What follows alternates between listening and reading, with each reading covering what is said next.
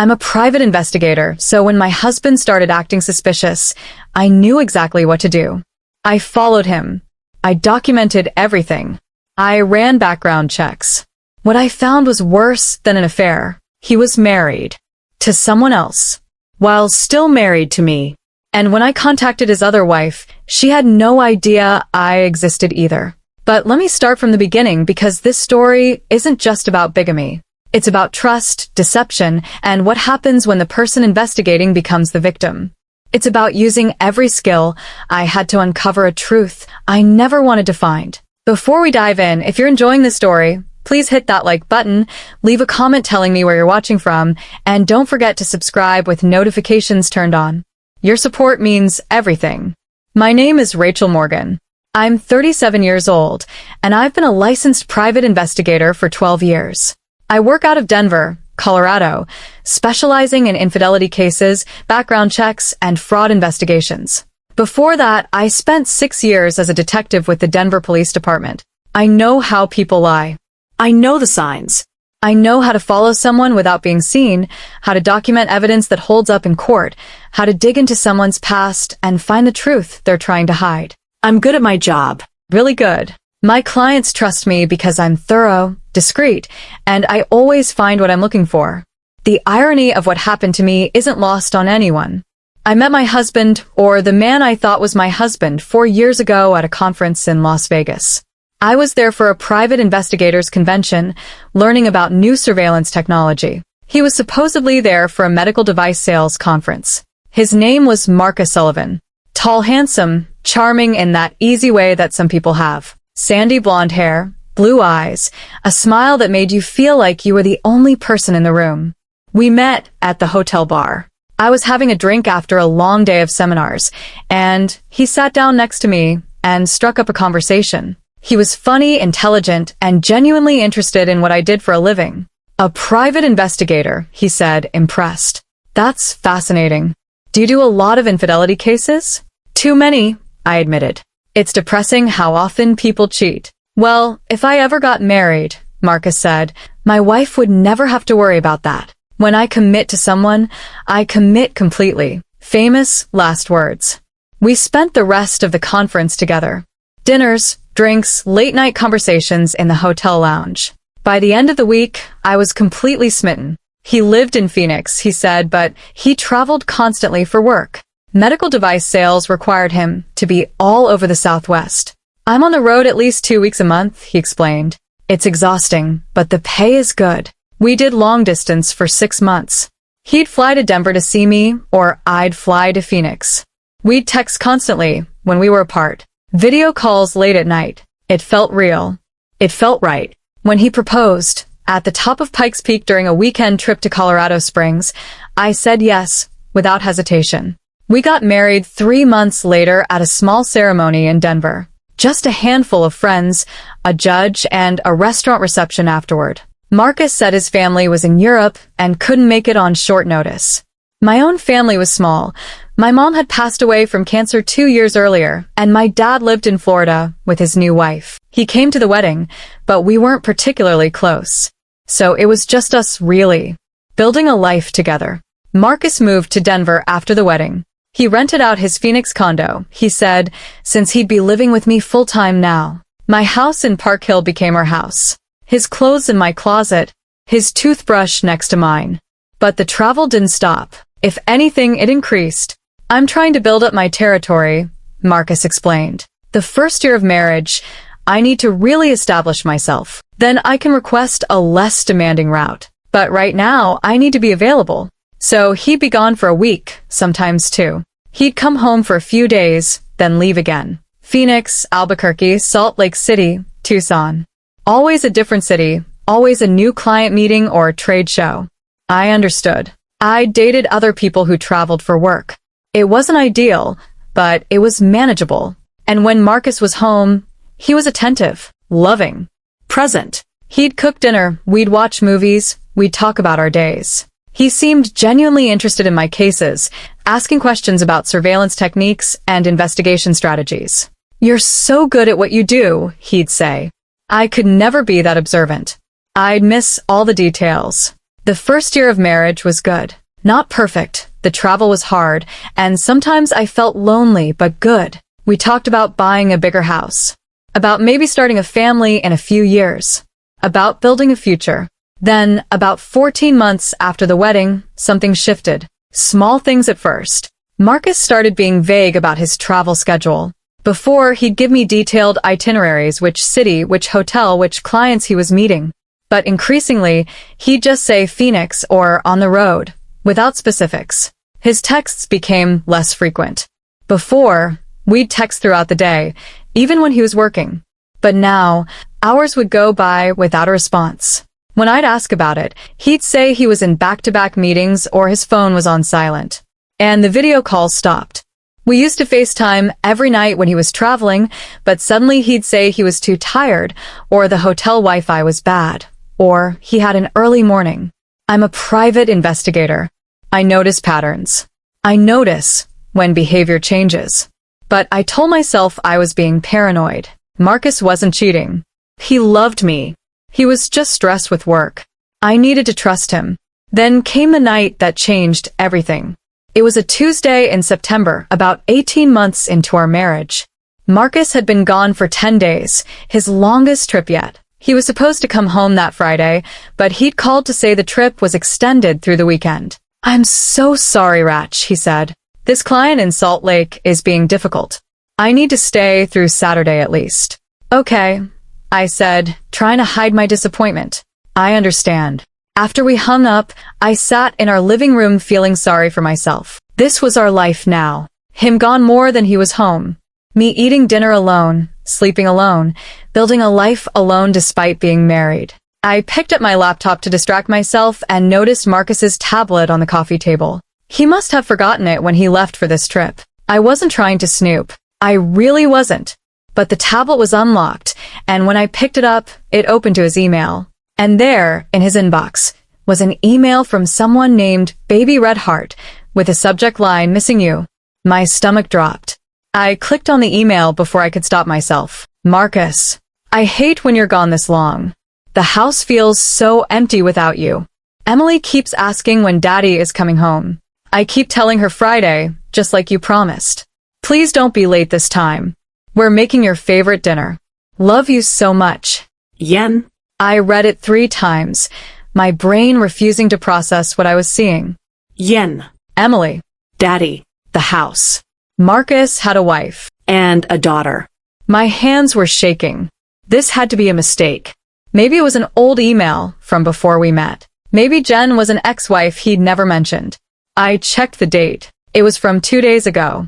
I opened his sent folder, my investigator instincts kicking in despite the panic flooding my system. There were dozens of emails to Baby Red Heart. Recent emails. Emails sent during our marriage. Can't wait to be home with my girls. Tell Emily I'll bring her that toy she wanted. Love you both so much. I was going to be sick. I ran to the bathroom and threw up. Then I sat on the cold tile floor, trying to breathe, trying to think. This couldn't be real. Marcus couldn't have another wife. We were married. We had a marriage certificate. We'd signed papers. This wasn't possible. But I'm a private investigator. I know it's possible. I've seen bigamy cases before. Usually it's men who work in jobs that require extensive travel, living double lives in different cities. I just never thought it would be my life. I went back to the tablet with shaking hands. I needed to know everything. I searched his photos. There were hundreds I'd never seen before. Marcus with a little girl, maybe 5 years old, with dark curly hair and a gap-toothed smile. Emily, presumably. Marcus with a woman, blonde, pretty, laughing at the camera. Yen. Marcus and Jen at what looked like a wedding. Her in a white dress. Him in a suit, looking exactly like he'd looked at our wedding.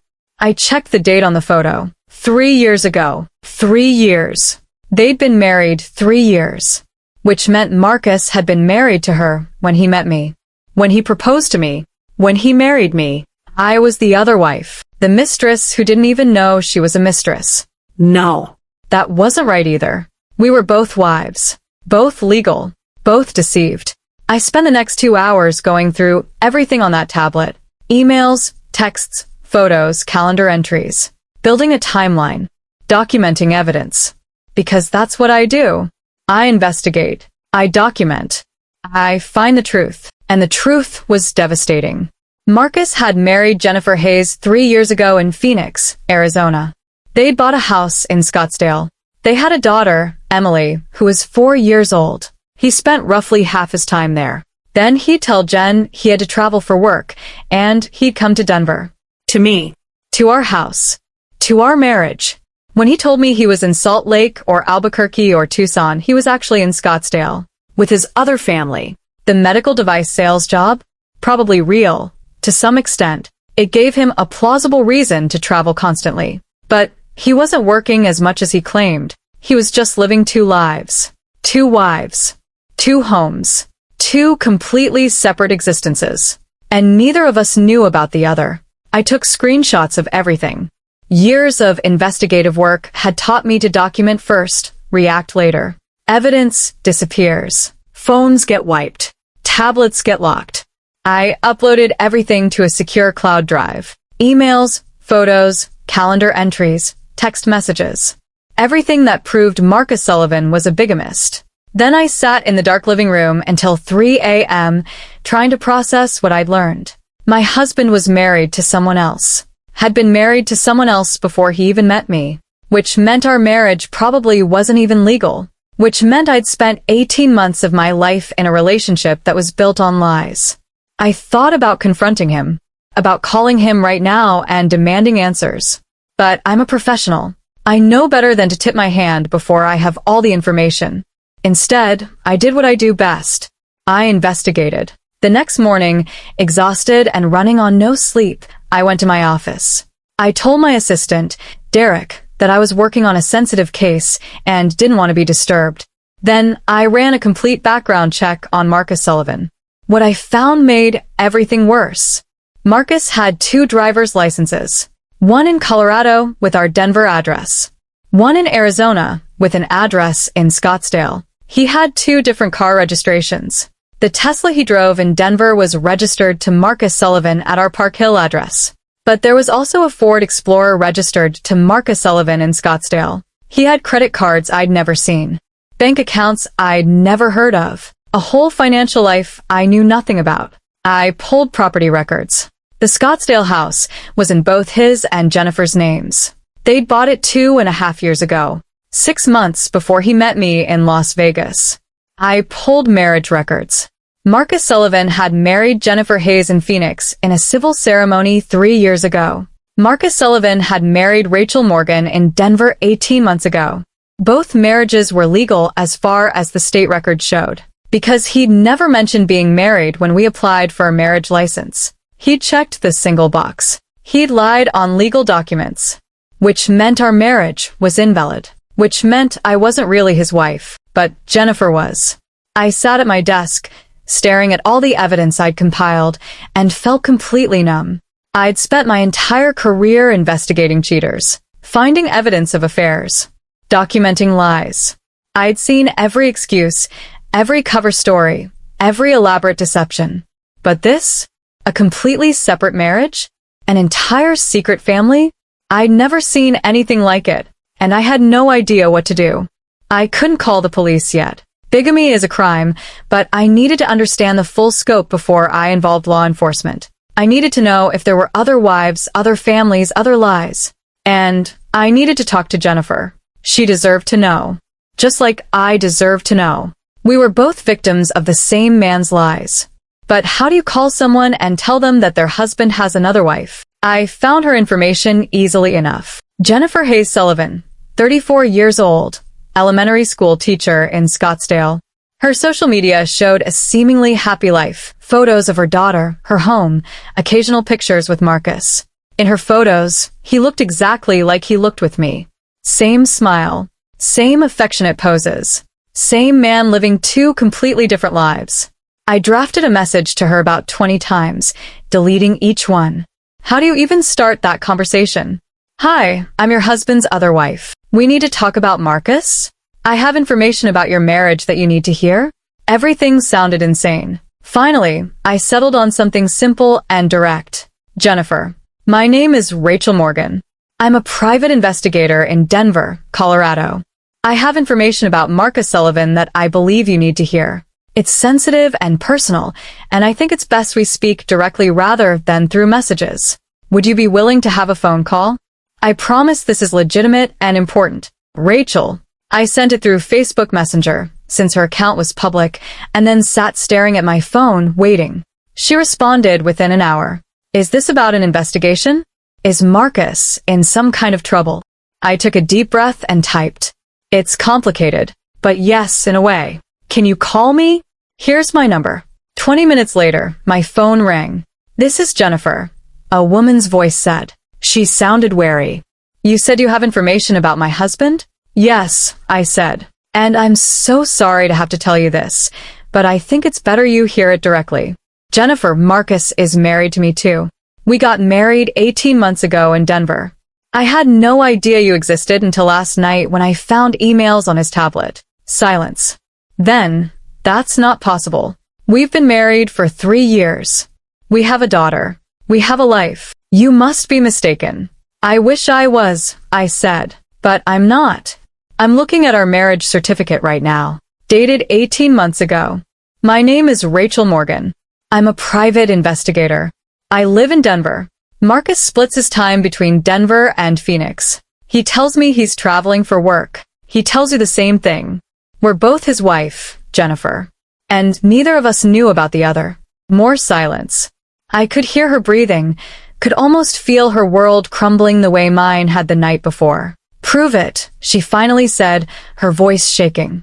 So I sent her everything. Photos of Marcus and me. Our wedding certificate. Photos of our home, with his belongings visible. Credit card statements showing purchases in Denver. Everything I'd documented. Oh my God, Jennifer whispered when she'd looked through it all. Oh my God, this can't be real. This can't be happening. I'm so sorry, I said. I know this is. Where is he now? Jennifer interrupted. Where is Marcus right now? He told me he's in Salt Lake City for work, I said. What did he tell you? He said he's in Denver. With clients. He said he'd be back Friday. Her voice broke. He's been doing this for how long? How long has he been lying to both of us? At least 18 months, I said. Since he married me. But probably longer. He might have been cheating on you before that. We have a daughter, Jennifer said, and now she was crying. We have a 4-year-old daughter. What am I supposed to tell her? I didn't have an answer for that. We stayed on the phone for over an hour, comparing stories, finding all the places where Marcus's lies intersected. All the times he'd told one of us he was working when he was actually with the other. He'd perfected the schedule. Week in Denver, week in Phoenix. Always with a cover story. Always with plausible reasons. I can't believe I didn't see it, Jennifer said. I'm a teacher. I should have noticed. The signs were there. I trusted him. So did I admitted. And I'm a private investigator. If anyone should have caught this, it should have been me. But we trust the people we love. That's normal. What do we do now? Jennifer asked. Do we call police? Do we confront him? We document everything first, I said, my professional instincts kicking in. Bigamy is a felony in both Colorado and Arizona. But we need ironclad evidence. I have a lot already, but I want to make sure we have everything before we involve law enforcement. I want to be there when we confront him, Jennifer said. I want to see his face when he realizes we both know. So do I said. We made a plan. Marcus was supposed to be home, to my home, on Friday. He was supposed to be at Jennifer's home on Saturday. Jennifer would tell him she was going to visit her sister in California for the weekend. She'd actually fly to Denver. We'd confront him together on Friday night. Record everything. Document his confession. Then call the police. Rachel, Jennifer said before we hung up. Thank you for telling me. You could have just divorced him quietly. Not said anything. But you didn't. We're both victims here, I said. And women need to stick together. After we hung up, I sat in my office thinking about the man I'd married. The man who'd seemed so loving, so devoted, so honest. It had all been a lie. Every word, every gesture, every promise. Marcus Sullivan was a master manipulator. a bigamist, a fraud.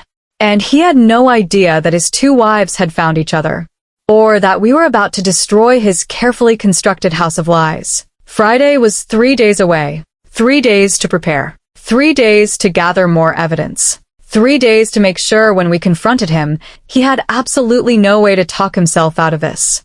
I'm a private investigator. I know how to build an airtight case. And Marcus Sullivan was about to find out what happens when you deceive the wrong woman. Actually, make that 2 wrong women. Because Jennifer and I were about to become his worst nightmare. Over the next 3 days, I worked like I'd never worked before. Not as a wife trying to salvage a marriage, but as a private investigator building a criminal case. I pulled phone records, all the calls Marcus had made to both of us, the patterns showing how he'd juggle the 2 relationships. I documented his travel patterns, cross-referencing his calendar with credit card transactions that showed where he actually was versus where he claimed to be. I hired a colleague to conduct surveillance. On Wednesday, Marcus texted me from Salt Lake City. My colleague found him at the Scottsdale house, playing in the backyard with Emily. The photos were time-stamped and geotagged. Irrefutable evidence. Jennifer sent me copies of their marriage certificate, joint bank statements, mortgage documents. Everything that proved they were legally married first, which meant my marriage was the illegal one. I was the unwitting accomplice in Marcus's crime. That stung. But I pushed the emotion down. I'd process it later. Right now, I needed to focus on documentation. I also did something else. I searched for other wives. If Marcus had done this twice, maybe there were more. Maybe Jennifer and I weren't his only victims. I ran deep background checks. Searched marriage records in every state he'd mentioned traveling to. Looked for property records, vehicle registrations, anything that might indicate another life in another city. I found nothing. Just the 2 of us. Denver and Phoenix. Rachel and Jennifer. That was almost worse somehow. He hadn't done this compulsively. He'd done it deliberately. He'd chosen to create exactly 2 lives, perfectly balanced, carefully managed. On Thursday evening, I got a call from Jennifer. I bought my plane ticket, she said. I arrive in Denver tomorrow at noon.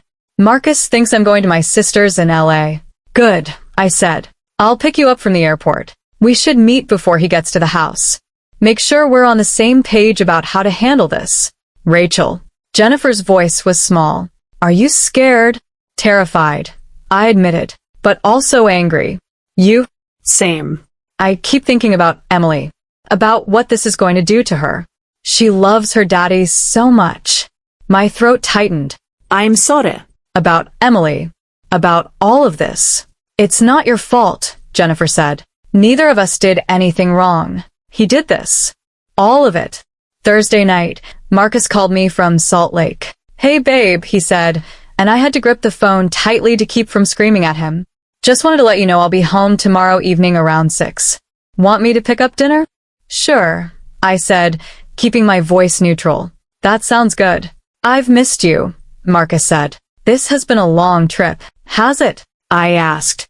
Yeah. Back-to-back meetings, difficult clients.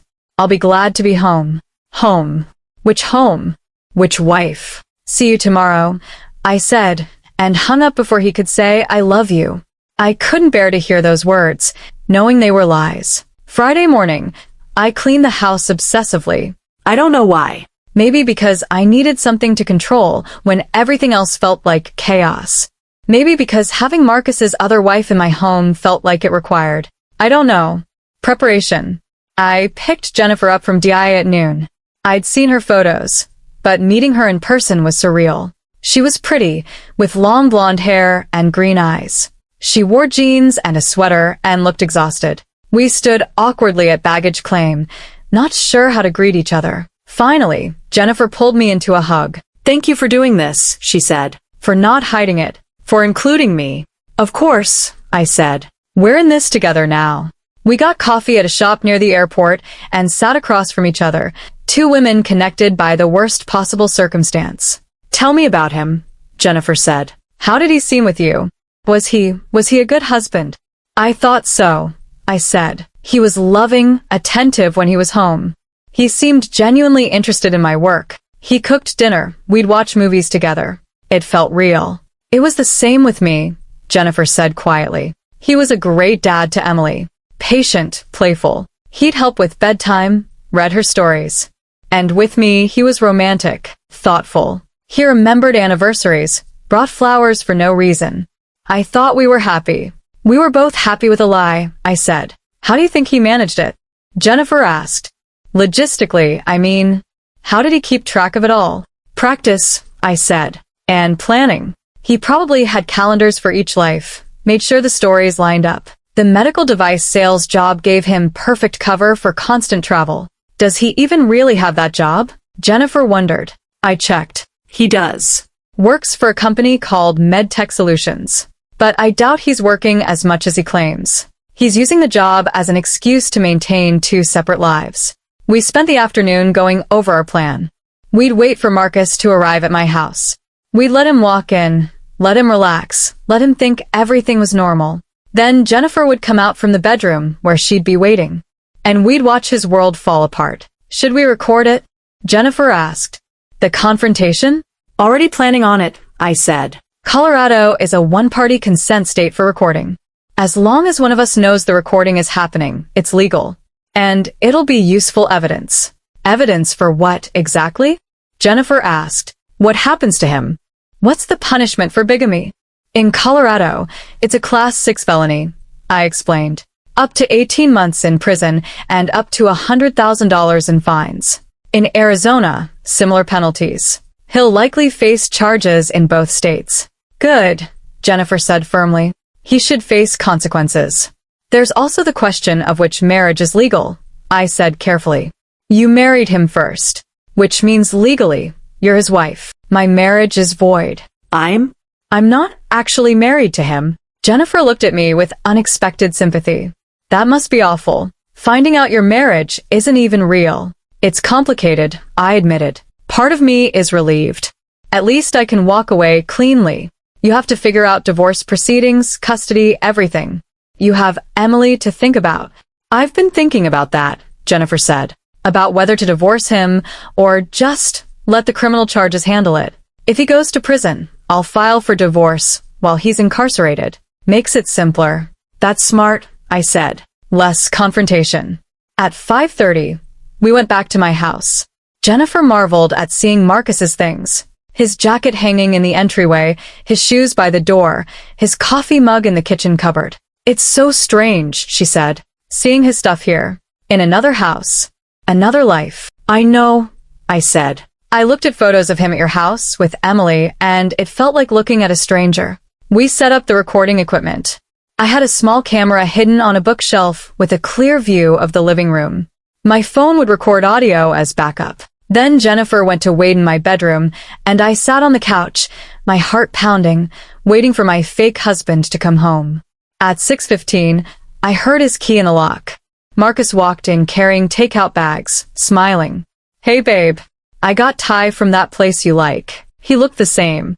Sandy blonde hair, blue eyes, that easy smile. He looked like the man I'd married, the man I'd trusted. But now I knew he was a stranger. A liar. A criminal. Hi, I said, my voice surprisingly steady. Marcus set down the food and came over to kiss me. I turned my head so it landed on my cheek instead of my lips. Everything okay? He asked, noting my body language. Actually, I said, we need to talk. But first, there's someone here who wants to see you. Marcus's face showed confusion. Someone's here? Who? Why don't you come out, Jennifer? I called. The bedroom door opened, and Jennifer walked out. The look on Marcus's face was something I'll never forget. Total, complete shock. His mouth opened, but no sound came out. The color drained from his face. Hi, Marcus, Jennifer said coldly. Surprise. Jan, Marcus Tameret. What are you? How are you? Here. Jennifer finished. Rachel invited me. We had a lot to talk about. Turns out we have something in common. Marcus looked between us, and I could see his mind racing, trying to figure out an explanation, a way to spin this. I can explain, he finally said. Can you? I asked. Can you explain how you're married to both of us? How you've been living two completely separate lives? How you've been lying to both of us for at least 18 months? It's not what you think. It's exactly what we think, Jennifer said. You're a bigamist, Marcus. You married me 3 years ago. You married Rachel 18 months ago. While still married to me. That's a felony. Now wait, Marcus said, his voice taking on a pleading tone. Let me explain. There are circumstances. What circumstances could possibly justify this? I demanded. What circumstances explain having 2 wives, 2 homes, 2 lives? Marcus sat down heavily on my couch, his head in his hands. I never meant for this to happen. Never meant for what to happen? Jennifer asked. To get caught? Because clearly you meant to do it. This took planning. Deliberate deception. I love you both, Marcus said, and the audacity of that statement took my breath away. You don't know what love means, I said. Love doesn't involve lying every single day. Love doesn't involve building a whole fake life. How did you even think you'd get away with this? Jennifer asked. Long term, I mean, did you think you could just do this forever? Marcus looked up, and there were actually tears in his eyes. I don't know. I wasn't thinking about long term. I was just trying to make it work day by day. Make what work? I asked. Your elaborate fraud? I met Jen first, Marcus said, his voice cracking. We got married, we had Emily. And I loved them. I do love them. But the pressure was so intense. The responsibility of being a husband, a father. I felt like I was drowning. So you started another family? Jennifer said incredulously. How does that help? When I met Rachel in Vegas, it felt like escape, Marcus continued. Like I could be a different version of myself. No dad responsibilities, no domestic pressure. Just freedom. And then I fell in love with her too.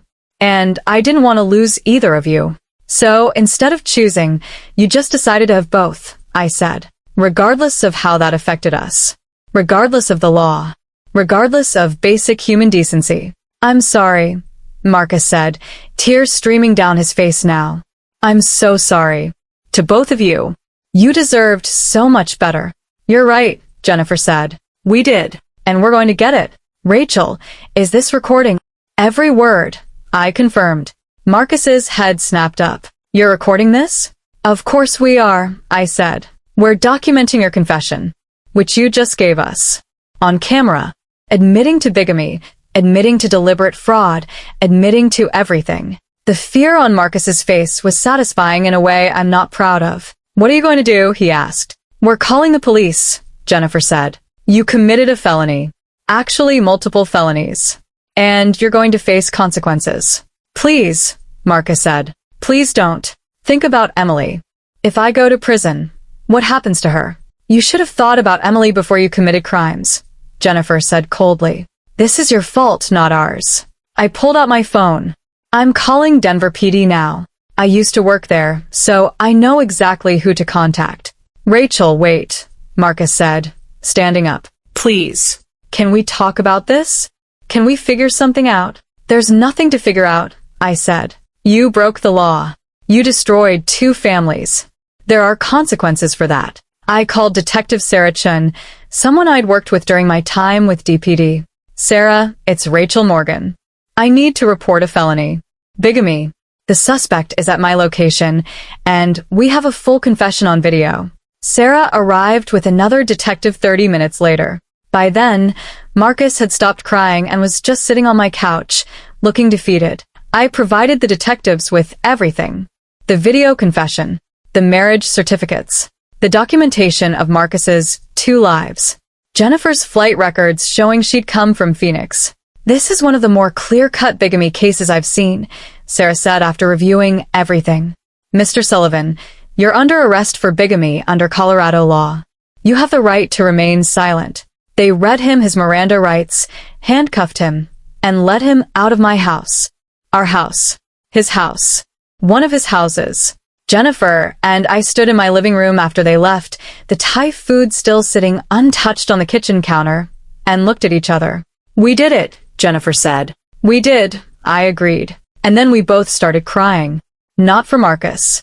Not for the marriage that had never been real, but for ourselves. For the time we'd lost. For the trust that had been shattered. For having to start over.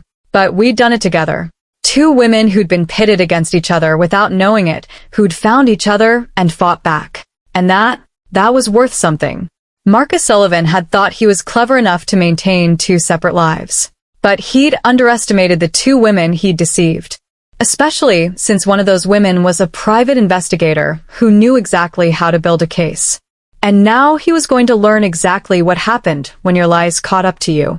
Jennifer and I stood in that living room, holding each other up, and I knew one thing for certain. We'd survive this. Both of us. Because we were stronger than he'd ever given us credit for. And because we'd found each other when we needed it most. Marcus's carefully constructed house of lies had finally collapsed. And Jennifer and I were walking out of the rubble, together, ready to rebuild our lives. The right way this time. Built on truth instead of deception. On reality instead of fantasy. And on our own strength instead of a man's lies. The day after Marcus's arrest, I woke up in my house, the house that had been ours, and for a moment forgot everything that had happened. Then I saw Jennifer asleep on my couch, still in her clothes from yesterday, and it all came rushing back. My husband was a bigamist. He'd been arrested. My marriage wasn't real. Jennifer stirred and opened her eyes. "Is this real?" she asked groggily. "Did yesterday actually happen?" "Unfortunately, yes," I said. We sat in my living room drinking coffee, both of us exhausted and emotionally wrung out, trying to figure out what came next. "I need to get back to Phoenix," Jennifer said. "Emily's with my mom, but I can't leave her much longer. She'll have questions." "What are you going to tell her?" I asked. Jennifer's face crumpled. "I have no idea. How do you explain to a 4-year-old that her daddy isn't who she thought he was? That he has another wife? That he's going to jail?" "Maybe you don't," I suggested gently.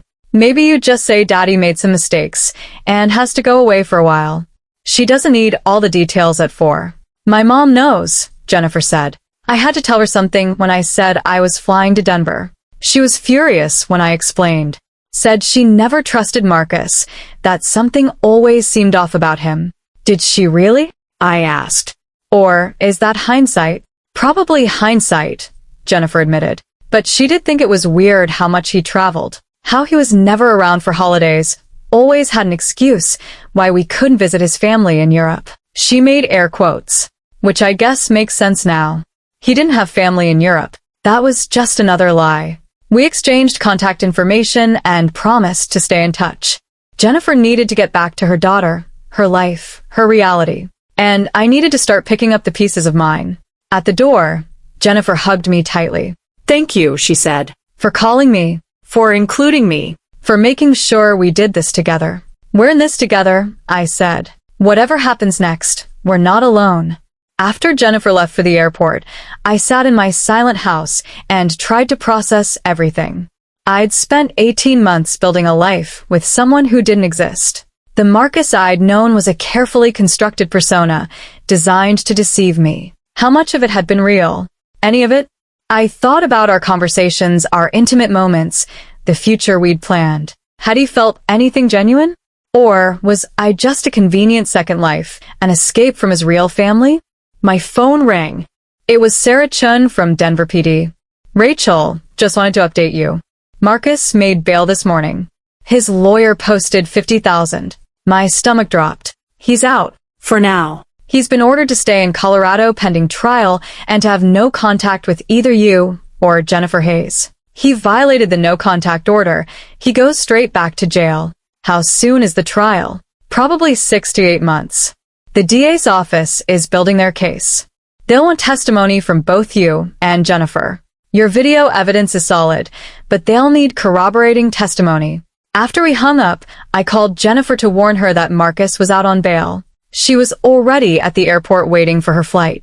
"My lawyer told me," she said. "Apparently, he posted bail in Phoenix too. They have charges pending there as well." 2 states, I said. "He could be looking at serious prison time." "Good," Jennifer said firmly. "He deserves it." Over the next few weeks, I tried to return to normal life. I went back to work, taking on new cases, following cheating spouses, documenting evidence. The irony wasn't lost on me or my clients. "You're that investigator," one client said during a consultation. "The one whose husband was married to someone else." I read about it in the news. The story had made local headlines. Denver PI discovers husband's bigamy, teams up with other wife to get him arrested. Some articles were sympathetic. Others seemed to find humor in the situation. The investigator who couldn't see her own husband's deception. Those articles stung. But they weren't wrong. I'd been blind to something I should have seen. Derek, my assistant, tried to be supportive. Boss, you can't investigate your own life while you're living it. That's not how it works. You trusted him. That's normal. I'm supposed to be good at seeing through lies, I said. And you are. At work. But at home, you're allowed to trust your partner. That's not a weakness.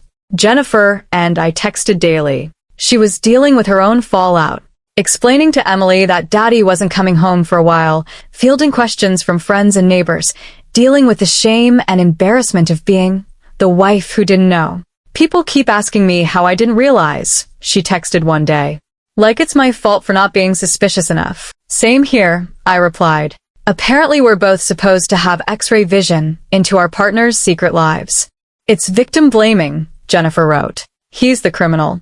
But somehow we're the ones being questioned. She was right, and it was infuriating.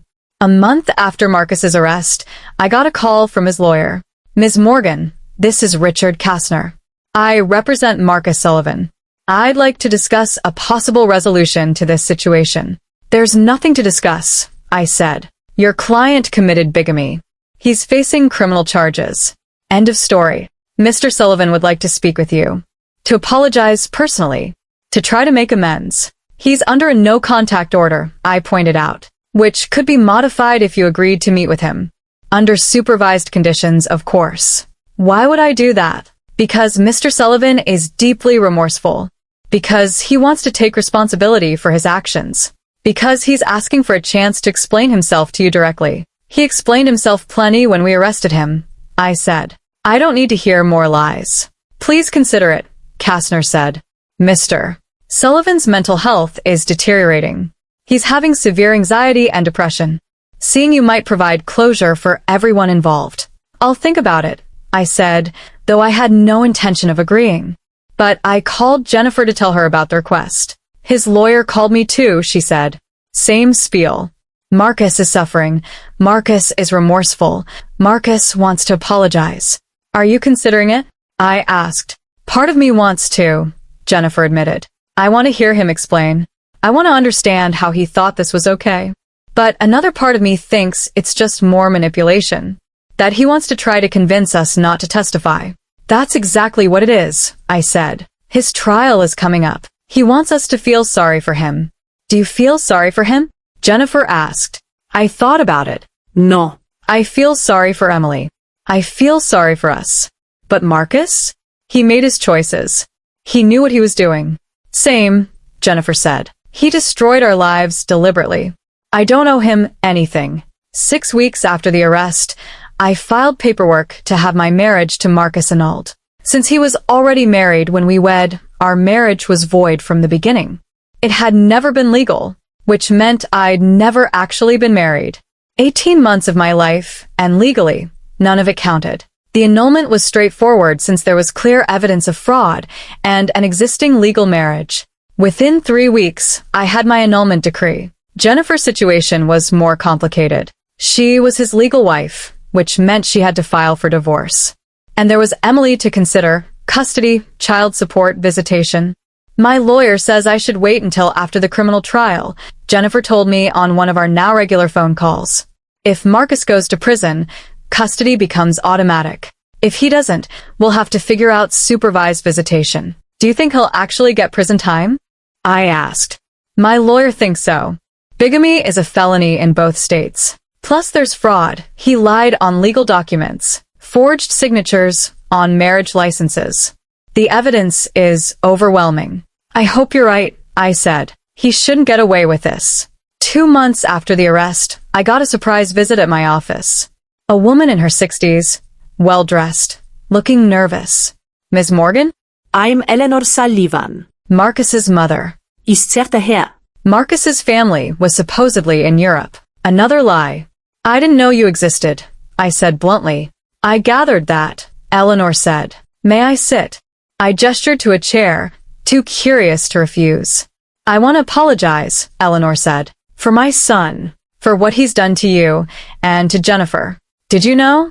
I asked. About both marriages? No, Eleanor said, and I believed her. She looked genuinely distressed. I knew about Jennifer and Emily. Marcus brought them to visit occasionally, but I had no idea about you. I thought the travel was really for work. So the family in Europe story was a lie, Eleanor confirmed. My husband and I live in Tucson. We're retired. We're not wealthy, not connected. Just normal people who somehow raised a son capable of this. Why are you here? I asked. Eleanor twisted her hands. Because I need you to know that we didn't raise him to be like this.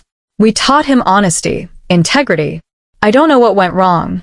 I don't know how he became someone who could deceive two women so completely. Have you talked to him? He won't see me, Eleanor said, tears in her eyes. He's ashamed. Or angry. I don't know. He shut us out completely. I'm sorry, I said and meant it. This isn't your fault. Isn't it? Eleanor asked. I'm his mother. I should have seen the signs. Should have known something was wrong. That's what everyone keeps saying to me, I said. That I should have known. That there must have been signs. But Eleanor, people who deceive like this, they're good at it. They know how to act normal, how to hide the truth. It's not your fault. It's not my fault. It's not Jennifer's fault. It's Marcus's fault. Only his. Eleanor nodded, crying openly now. Thank you for saying that. I needed to hear it. After she left, I sat in my office thinking about Marcus's parents. About how many people one person's lies could hurt. It wasn't just me and Jennifer. It was Emily, who'd lost her father. It was Eleanor and her husband, who'd lost their son. It was friends, extended family, everyone who'd been part of the illusion. 3 months after the arrest, Jennifer and I met in person for the second time. She flew to Denver for a weekend, leaving Emily with her mother. We'd been texting and calling regularly, but seeing each other face to face was different. There was a bond between us now, forged in shared trauma and mutual survival. We got dinner at a restaurant in Lodo and talked for hours. How's Emily? I asked. Struggling, Jennifer admitted. She keeps asking when Daddy's coming home. I keep giving her vague answers. I don't know how to tell a 4-year-old that her father is a criminal. You'll figure it out, I said, when the time is right. How are you doing? Jennifer asked. Really? I'm okay, I said. Most days. Some days I'm angry. Some days I'm just sad. For what I thought I had. For the future I'd planned that wasn't real. I know what you mean, Jennifer said. Sometimes I look at photos from our wedding, mine and Marcus's, and I can't believe that person doesn't exist. He looked so happy. So genuine. He probably was happy, I said. In that moment. That's the thing about people like Marcus. They can compartmentalize. When he was with you, he was your husband. When he was with me, he was mine. He could separate the lies from the truth in his own head. That's terrifying, Jennifer said. It is, I agreed. Jennifer looked at me seriously. Rachel, can I ask you something? Did you love him? Really love him?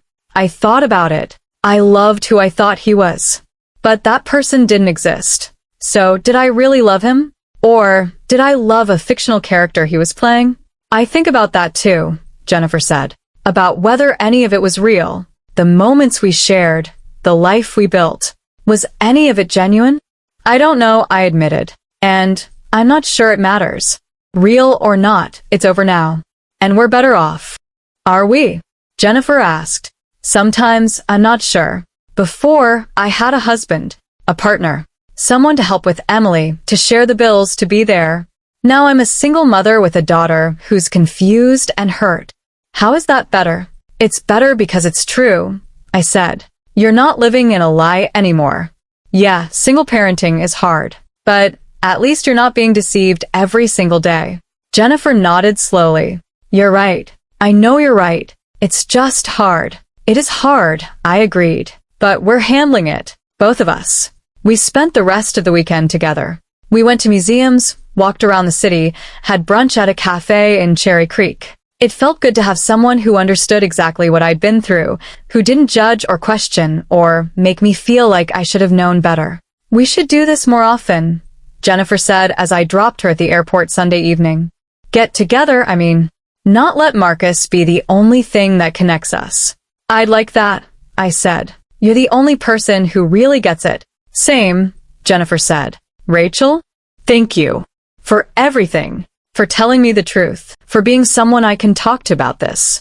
I couldn't get through this alone. You're not alone, I said. Neither of us are. 4 months after the arrest, the trial date was set.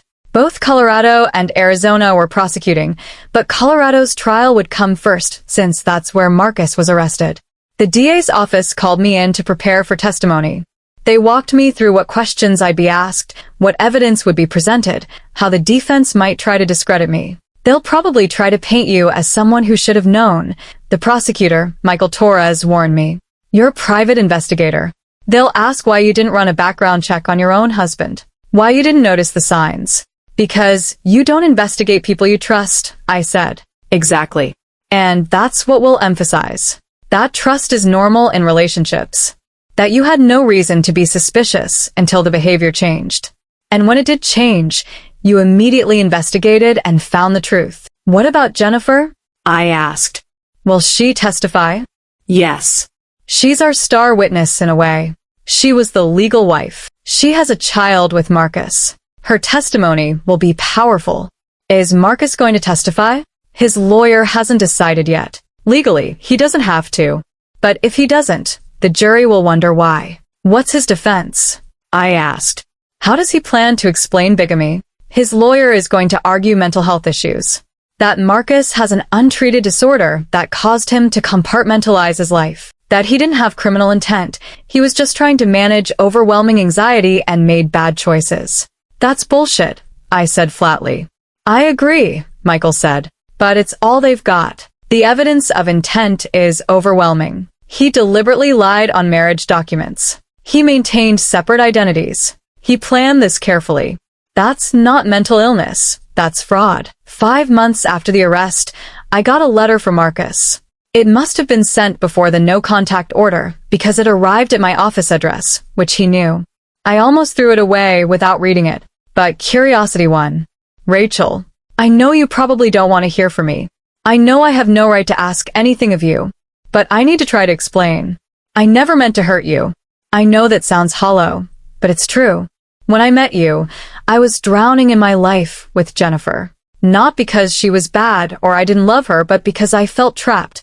I was a father before I was ready. A husband with responsibilities I didn't know how to handle. You were freedom. You were someone who didn't know all my failures, who saw me as someone successful and capable. With you, I could be the person I wished I was. I knew it was wrong. I knew I was lying. But I convinced myself that I could make it work. That I could keep both lives separate. That no one would get hurt if no one ever found out. I was wrong. Obviously. And I'm sorry. Truly, deeply sorry. I've had a lot of time to think since my arrest. A lot of time to realize how much damage I've caused.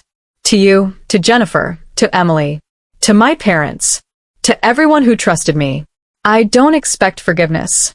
I don't deserve it. I just wanted you to know that what we had, in the moments we were together, that was real for me. I did love you.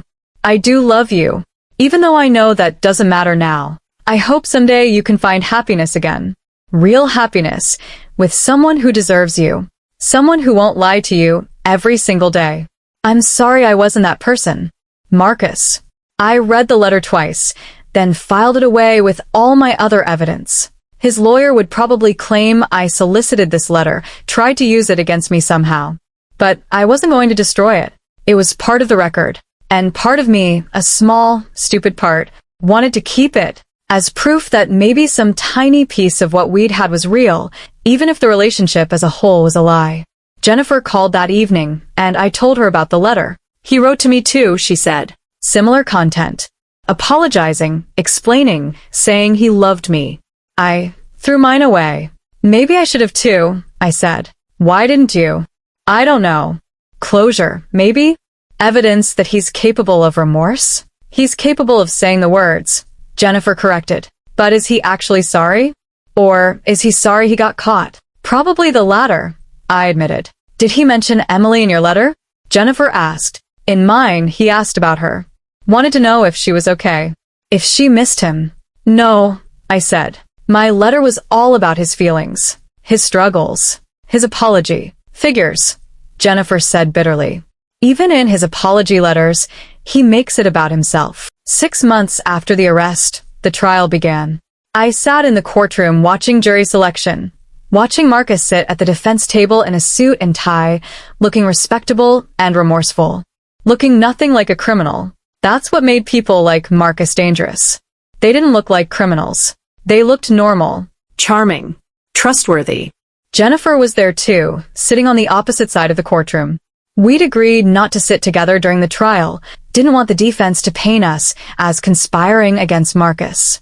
But we'd see each other during breaks, text each other during recesses, support each other through what promised to be a difficult process. The prosecution's opening statement laid out the case clearly. Marcus Sullivan had married Jennifer Hayes in Phoenix. 3 years later, while still married to Jennifer, he'd married Rachel Morgan in Denver. He'd maintained both relationships simultaneously for 18 months, lying to both women, deceiving them about his whereabouts, his work, his entire life. The defense's opening statement was exactly what Michael Torres had predicted. Marcus had mental health issues. He'd been overwhelmed by anxiety and depression. He'd made terrible choices, but not criminal ones. He hadn't intended to hurt anyone. He'd just been trying to survive. The jury looked skeptical. Good. Over the next week, the prosecution methodically built their case. They presented marriage certificates, showing Marcus was legally married to Jennifer when he married me. They showed financial records, proving he'd maintained 2 separate households. They showed travel records, demonstrating his pattern of moving between Denver and Phoenix. They played our video confession. The entire thing. Marcus admitting to everything, explaining his reasoning, crying about how he loved us both. The jury watched in silence. Several looked disgusted. Then it was time for testimony. Jennifer testified first. She was calm, composed, heartbreaking. She explained their marriage, Emily's birth, Marcus's increasing absences. She described how loving he seemed when he was home, how she'd never suspected he had another life. Did you have any indication that your husband was involved with another woman? The prosecutor asked. None, Jennifer said. He was attentive, loving. A good father. I trusted him completely. The defense tried to discredit her on cross-examination. Wasn't Mr. Sullivan traveling extensively for work? Didn't that raise any suspicions? Why would it? Jennifer asked. He had a job that required travel. That's not unusual. And when he was home, he was present. Engaged. There was no reason to be suspicious. The defense attorney pressed harder. But he was gone weeks at a time. You never questioned that? No, Jennifer said firmly. Because I trusted my husband. That's what spouses do. We trust each other. When Jennifer stepped down, I wanted to applaud. She'd been perfect. Sympathetic, credible, strong. Then it was my turn. I took the stand and swore to tell the truth. And I did. All of it. I explained how I met Marcus. How we'd fallen in love. How he'd proposed and we'd married. How I trusted him despite being a private investigator. Because you don't investigate people you love. When did you become suspicious? The prosecutor asked. About 14 months into the marriage, I said. His behavior changed. He became vague about his schedule, less communicative. As an investigator, I noticed patterns. And the pattern had shifted. What did you do? I found his tablet one evening. It was unlocked. I saw an email from someone named Jen calling him daddy, talking about their daughter Emily. That's when I realized he had another family. What did you do next? What I do professionally. I documented everything. I ran background checks. I found his other marriage license, his other life. And then I contacted Jennifer because she deserved to know the truth. The defense attorney's cross-examination was exactly what Michael had warned me about. Ms. Morgan, you're a private investigator, correct? Yes. You specialize in infidelity cases? Among other things, yes. You know the signs of someone being unfaithful? Generally, yes. And yet you married someone, lived with them for 18 months, and never suspected they were living a double life. How do you explain that? Because investigating and living are different things, I said calmly. When I'm working, I'm looking for deception. When I'm at home with my husband, I'm trusting him. That's normal. That's how relationships work. But shouldn't you, of all people, have been more cautious? More suspicious? Why? I asked. Because I'm an investigator? That doesn't mean I should treat my personal relationships like surveillance operations. Trust is the foundation of marriage. Marcus violated that trust. That's on him, not me. The defense attorney tried a few more angles, but I didn't break. I knew what he was doing, trying to make me seem either incompetent at my job or complicit in Marcus's deception. But I refused to accept blame for Marcus's crimes. After both Jennifer and I had testified, the prosecution rested. The defense called their witnesses, a psychiatrist who'd evaluated Marcus and diagnosed him with anxiety disorder and compartmentalization issues. Marcus's parents, who testified that he'd always been a good son and they'd never known about the double life. But they didn't call Marcus himself. He didn't testify, which spoke volumes. In closing arguments, the prosecutor hammered home the evidence. This wasn't mental illness. This was deliberate, calculated fraud. Marcus Sullivan chose to marry two women. He chose to maintain two separate lives. He chose to lie to two families for 18 months. That's not anxiety. That's criminal behavior. The defense's closing argument was weaker. My client made mistakes. Terrible mistakes. But they weren't crimes. They were the desperate actions of someone struggling with mental health issues. Yes, he should have sought help. Yes, he should have been honest. But prison isn't the answer for someone who needs treatment. The jury deliberated for 6 hours. When they returned, Jennifer and I were both in the courtroom. We didn't sit together, but we made eye contact. A silent acknowledgement. Whatever happened next, we'd face it together. On the count of bigamy, the jury foreman read, "We find the defendant guilty." I felt Jennifer's relief from across the room. Felt my own relief flooding through me. Guilty. Marcus was guilty. Officially, legally guilty. The sentencing hearing was scheduled for 3 weeks later. In the meantime, Marcus was remanded to custody. No more bail. He was going to jail. As they led him out of the courtroom in handcuffs, Marcus looked at Jennifer, then at me. His expression was unreadable. Regret, shame, anger, all mixed together. I felt nothing. No sympathy. No satisfaction. Just a strange numbness. Outside the courthouse, Jennifer and I finally stood together in front of the media cameras that had been following the case. "We're grateful for the verdict," I said simply. "Justice was served. This has been incredibly difficult for both of us," Jennifer added. "But we're glad that Marcus will face consequences for his actions." "Thank you." We walked away together, not answering any more questions. We'd said what we needed to say. In my car, away from the cameras and crowds, Jennifer and I looked at each other. "We did it," she said. "We did," I agreed. And for the first time in 6 months, I felt like maybe, just maybe, I could start moving forward. The man who deceived us was going to prison. And Jennifer and I, we were free. Free from the lies. Free from the deception. Free to rebuild our lives on truth instead of fiction. It wasn't closure yet. The sentencing still had to happen. Jennifer still had to finalize her divorce.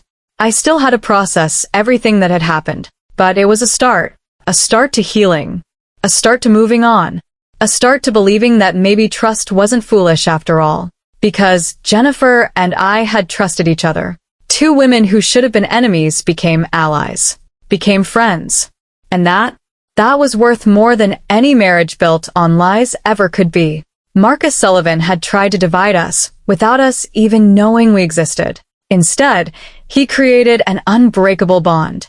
And now he'd pay the price for what he'd done to both of us.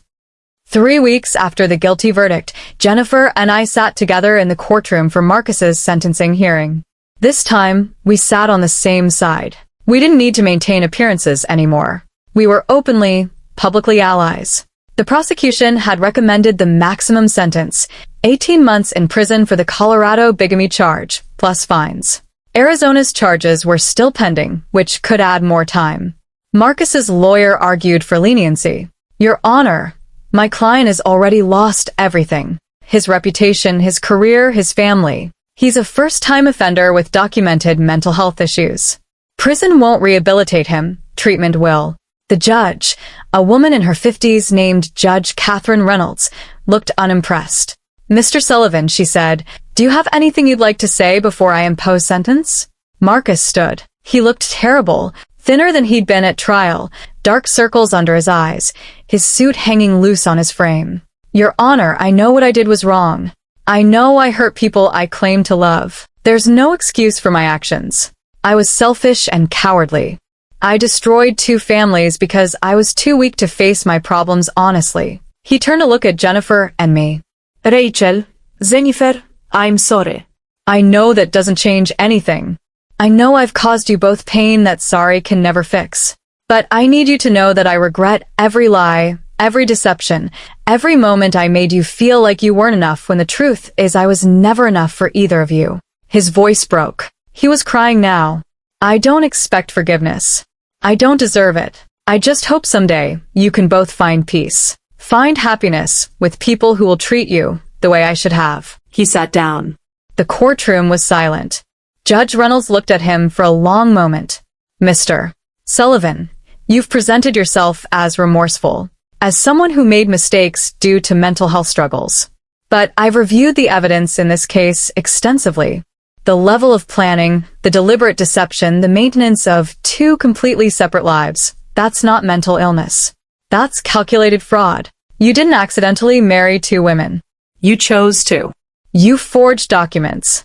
You lied on legal paperwork. You created elaborate cover stories. You maintained separate bank accounts, separate identities, separate lives. That takes effort. Deliberate, sustained effort. More importantly, you had multiple opportunities to come clean.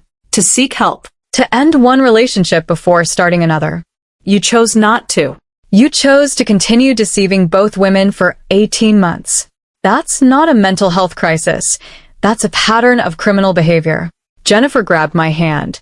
I squeezed back. You've shown remorse today, Judge Reynolds continued. But I note that this remorse only appeared after you were caught. After these 2 women discovered your deception and reported you to authorities. Where was your remorse while you were actively deceiving them? I'm sentencing you to 18 months in Colorado State Prison on the bigamy charge, with credit for time served. You'll also pay a fine of $20,000 and restitution to MS Morgan for costs associated with annulling her fraudulent marriage. Additionally, I'm recommending to the Arizona prosecutors that they pursue their charges aggressively. Your crime didn't just happen in one state, you victimized people in 2 states. You should face consequences in both. The gavel came down. Marcus's shoulders slumped. As they led him away, he looked back one more time. Not at Jennifer or me, but at his parents, who sat in the back row. Eleanor was crying. His father looked devastated. Outside the courthouse, reporters swarmed us again. How do you feel about the sentence? One called out. Justice was served, I said simply. 18 months may not seem like a lot, but it sends a message that bigamy is a serious crime with serious consequences. Will you be involved in the Arizona prosecution? Another reporter asked Jennifer. If they need my testimony, I'll provide it, Jennifer said. But I'm also focused on moving forward, on providing stability for my daughter and rebuilding my life. Do you 2 plan to stay in touch? Jennifer looked at me and smiled. Absolutely. We've been through something together that most people can't imagine. We're friends now. Real friends. After the media cleared, Jennifer and I went to a quiet coffee shop in Capitol Hill to decompress. 18 months, Jennifer said. It doesn't feel like enough. It's not, I agreed. But it's something. And there's still Arizona.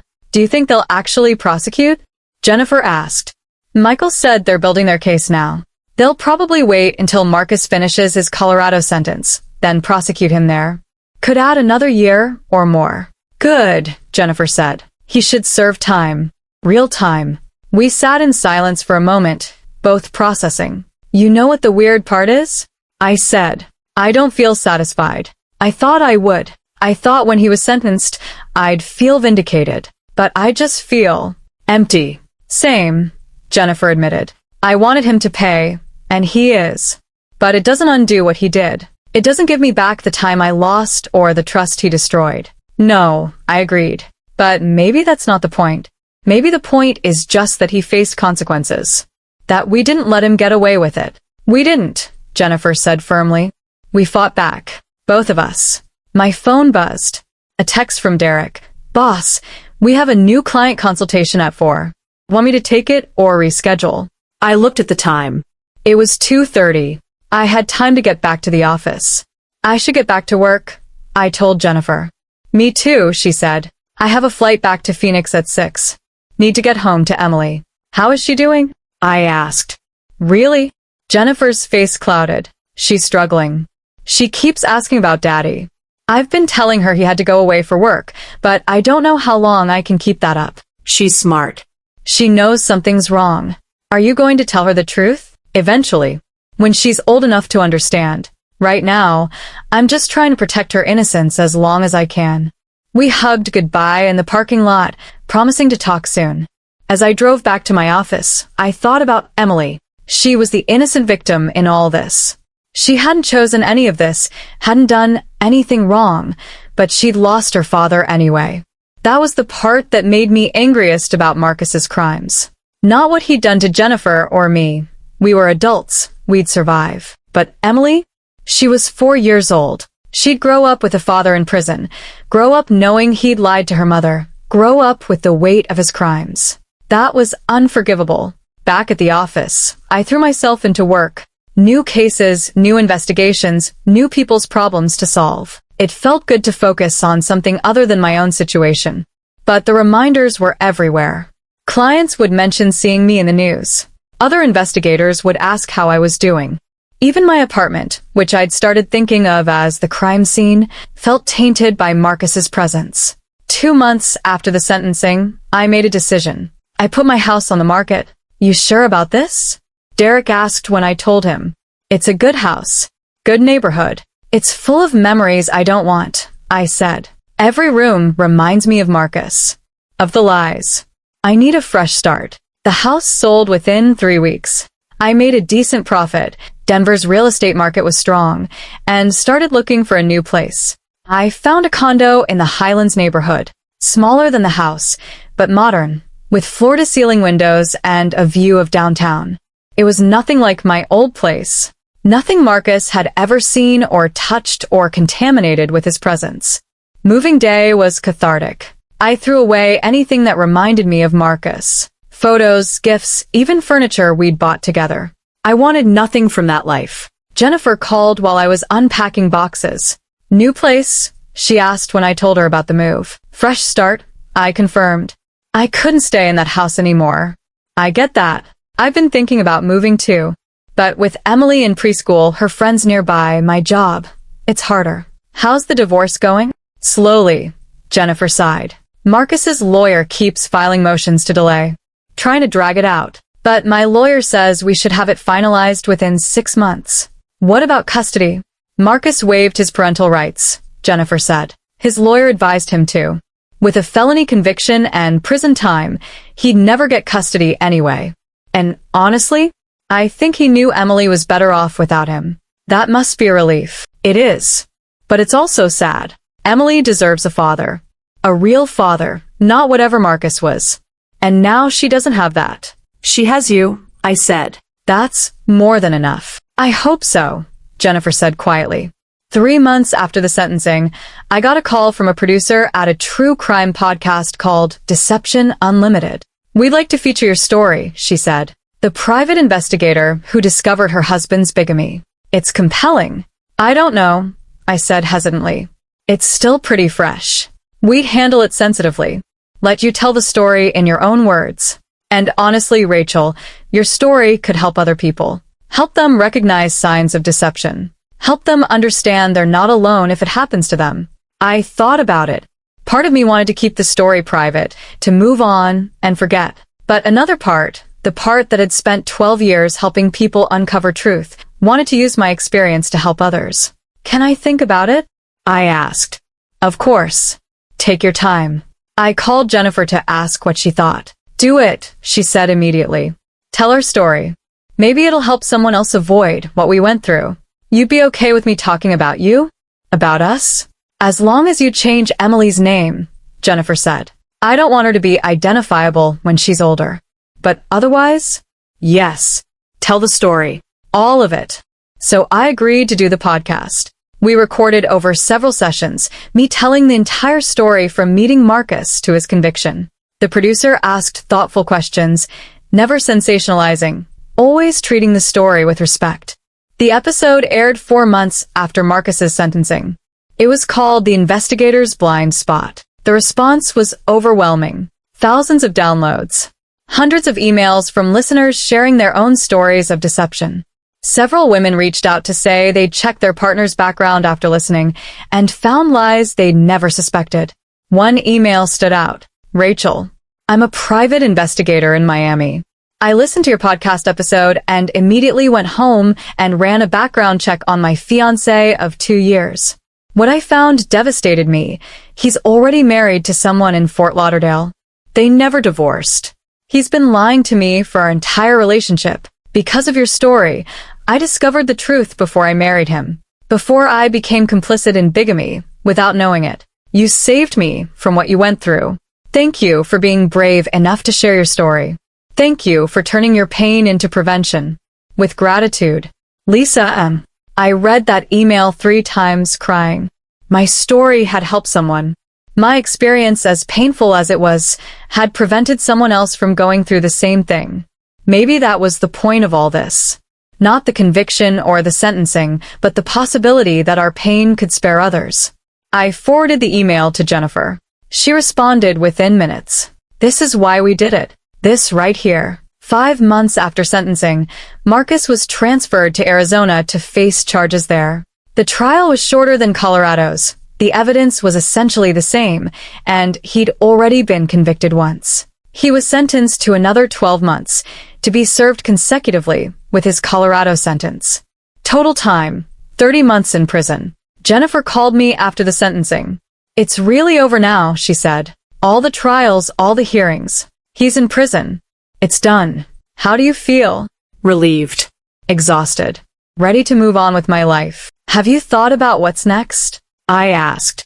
After the divorce is final? I'm thinking about dating again, Jennifer admitted. Eventually. Not now, it's too soon. But someday. Is that crazy? After everything Marcus did, I still want to find someone. I still want love. That's not crazy, I said. That's hopeful. That's refusing to let what he did define your entire life. What about you? Jennifer asked. Have you thought about dating? A little, I admitted. I went on one date about a month ago. It was fine. The guy was nice, but I kept waiting for the other shoe to drop. Kept looking for signs he was lying. I'm scared of that too, Jennifer said. Scared I'll never trust anyone again. I think we have to try anyway, I said. Otherwise, Marcus wins. He not only stole our past, he stole our future too. I don't want to give him that. You're right, Jennifer agreed. We can't let him take everything. 6 months after sentencing, Jennifer's divorce was finalized. She called me from the courthouse, relief clear in her voice. It's done. I'm officially not married to Marcus Sullivan anymore. How do you feel? Free, Jennifer said. For the first time in years, I feel free. No more waiting for the other shoe to drop. No more wondering where he is or what he's doing. He's in prison and I'm free. I'm happy for you, I said and meant it. Rachel, thank you. For everything. For telling me the truth. For going through this with me. For being my friend when I needed one most. You did the same for me, I said. We got through this together. 7 months after sentencing, I met someone. His name was Daniel Park, and he was a forensic accountant. We met through work. I'd hired him to help with a fraud case one of my clients was investigating. He was smart, funny, kind, and crucially, he knew my story. He'd heard the podcast, read the articles. He knew exactly what I'd been through. That doesn't scare you? I asked on our first date. Why would it? Daniel said, you were the victim of a crime. That's not a red flag about you. It's a red flag about him. I'm not sure I'll ever trust completely again, I warned. That's okay, Daniel said. Trust is built, not assumed. I'm patient. We'll build it together. We took things slowly. Very slowly. But it felt right. Healthy. Built on honesty from the start. I told Jennifer about Daniel on one of our now weekly video calls. He sounds great, she said. I'm happy for you. What about you? I asked. Any prospects? Actually, Jennifer said with a shy smile, there's a teacher at my school, Brian. He's sweet, patient with Emily. We've had coffee a few times. That's wonderful, I said. It's scary, Jennifer admitted, but also exciting. Like maybe there's a future after all this. There is, I said firmly. We're living proof. 8 months after sentencing, I got an unexpected letter from Marcus. He was at Colorado Correctional Facility, serving his sentence. The envelope had been approved by prison officials, so I opened it. Rachel, I know you probably don't want to hear from me. I know I have no right to contact you. But I've been doing a lot of thinking in here, and I need to tell you something. I've been diagnosed properly now. The prison psychiatrist says I have severe attachment issues and anxiety disorder stemming from childhood trauma I never dealt with. It's not an excuse. I want to be clear about that. But it's an explanation. I'm in treatment now. Real treatment. Group therapy, individual counseling, medication. I'm facing things I've spent my entire life running from. I realize now that what I did to you and Jennifer wasn't love. It was control. It was me trying to create a life where I never had to face failure or inadequacy or rejection. Where I could always be the hero, the good husband, the perfect man. But I did it by lying. By deceiving 2 people who deserved honesty. I'm not asking for forgiveness. I'm not even asking for a response. I just wanted you to know that I'm trying to become a better person. Not for you, or Jennifer, or even Emily. For myself, so that when I get out of here, I don't repeat these patterns. You deserved so much better than what I gave you. I hope you found it. I hope you're happy. I hope someday you can look back on our time together and remember the good parts without the shadow of what I did overshadowing everything. Take care of yourself, Rachel. You're stronger than I ever gave you credit for. Marcus. I read the letter once, then filed it away. It didn't change anything. Didn't undo the past or fix the hurt. But it did confirm something I'd suspected. Marcus was finally facing himself. Finally taking responsibility. Finally getting help. That was good. Not for me. I didn't need his redemption. But for him. For whoever he might affect in the future. I didn't respond to the letter. He didn't need my forgiveness or validation. He needed to do the work of changing himself. But I did tell Jennifer about it. He wrote to me too, she said. Similar content. Apologizing, explaining, taking responsibility. Part of his therapy, I think. How did you feel reading it? Numb, Jennifer said. It's nice that he's getting help, but it doesn't change what he did. We still lost years of our lives to his lies. No, I agreed. But we found each other. That counts for something. It counts for everything, Jennifer said. 1 year after Marcus's sentencing, Jennifer and I met in person again. This time, I flew to Phoenix and Jennifer picked me up from the airport. She looked different. Lighter. Happier. Her hair was shorter. She wore brighter colors. She smiled more easily. You look great, I told her. I feel great, Jennifer said. For the first time in years, I feel like myself again. I met Emily for the first time. She was 5 now, bright and energetic, with her mother's eyes and a gap-toothed smile. Your mommy's friend Rachel, Emily said when Jennifer introduced us. I confirmed. Mommy says you helped her when things were scary, Emily said with a child's directness. We helped each other, I said, looking at Jennifer. Jennifer smiled. That's right. Rachel and I are really good friends. We spent the weekend together, Jennifer, Emily, Brian, her teacher boyfriend, and me. It felt normal, like a regular weekend with friends, not like 2 women connected by their shared deceiver. We didn't talk about Marcus much. He'd become background noise in our lives. A thing that had happened, not a thing that defined us anymore. On my last evening there, after Emily was in bed, Jennifer and I sat on her patio drinking wine and looking at the stars. Can I tell you something? Jennifer said. Something I've never told anyone? Of course. Sometimes I miss him, Jennifer admitted. Not the real him, the him he pretended to be. The version that was a good father to Emily. The version that made me laugh. I miss that person, even though I know that person never existed. I get that, I said. I miss who I thought Marcus was too. That person I fell in love with in Vegas. But you're right, that person never existed. We fell in love with performances. With carefully crafted lies. Do you think we'll ever stop wondering what was real and what was fake? Jennifer asked. I don't know, I said honestly. Maybe some of it was real. His feelings in the moments he was with us. Maybe he did love us, in whatever broken way he was capable of loving. But it doesn't matter anymore. We're building new lives now. Real lives. Honest lives. With Daniel and Brian, Jennifer said with a smile. With Daniel and Brian, I agreed. And with each other. That friendship? That's real. That's something good that came from all the bad. The only good thing, Jennifer said. But it's a big thing, I said. Most people don't have friends who truly understand them, who've been through what they've been through, who can say, I know exactly how you feel, and mean it. We have that. We do, Jennifer agreed, raising her wine glass. To us. To surviving. To building something real from the rubble of lies. I clinked my glass against hers. To us. The weekend ended too soon. As Jennifer drove me back to the airport, I felt grateful.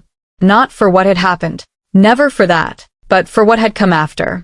I'd lost a husband who'd never been real. But I'd gained a friend who was. I'd lost 18 months of my life to deception. But I'd learned what real trust looked like. What real honesty looked like. What real love should be. And I'd learned that I was stronger than I'd ever known. Strong enough to face the truth. Strong enough to fight back. Strong enough to rebuild. Marcus Sullivan had tried to destroy both Jennifer and me with his lies. Instead, he'd forged us into something unbreakable. We'd been through fire, and we'd come out stronger. And now we were walking into futures we'd built ourselves, on foundations of truth instead of deception. Marcus was in prison, facing the consequences of his choices. And Jennifer and I?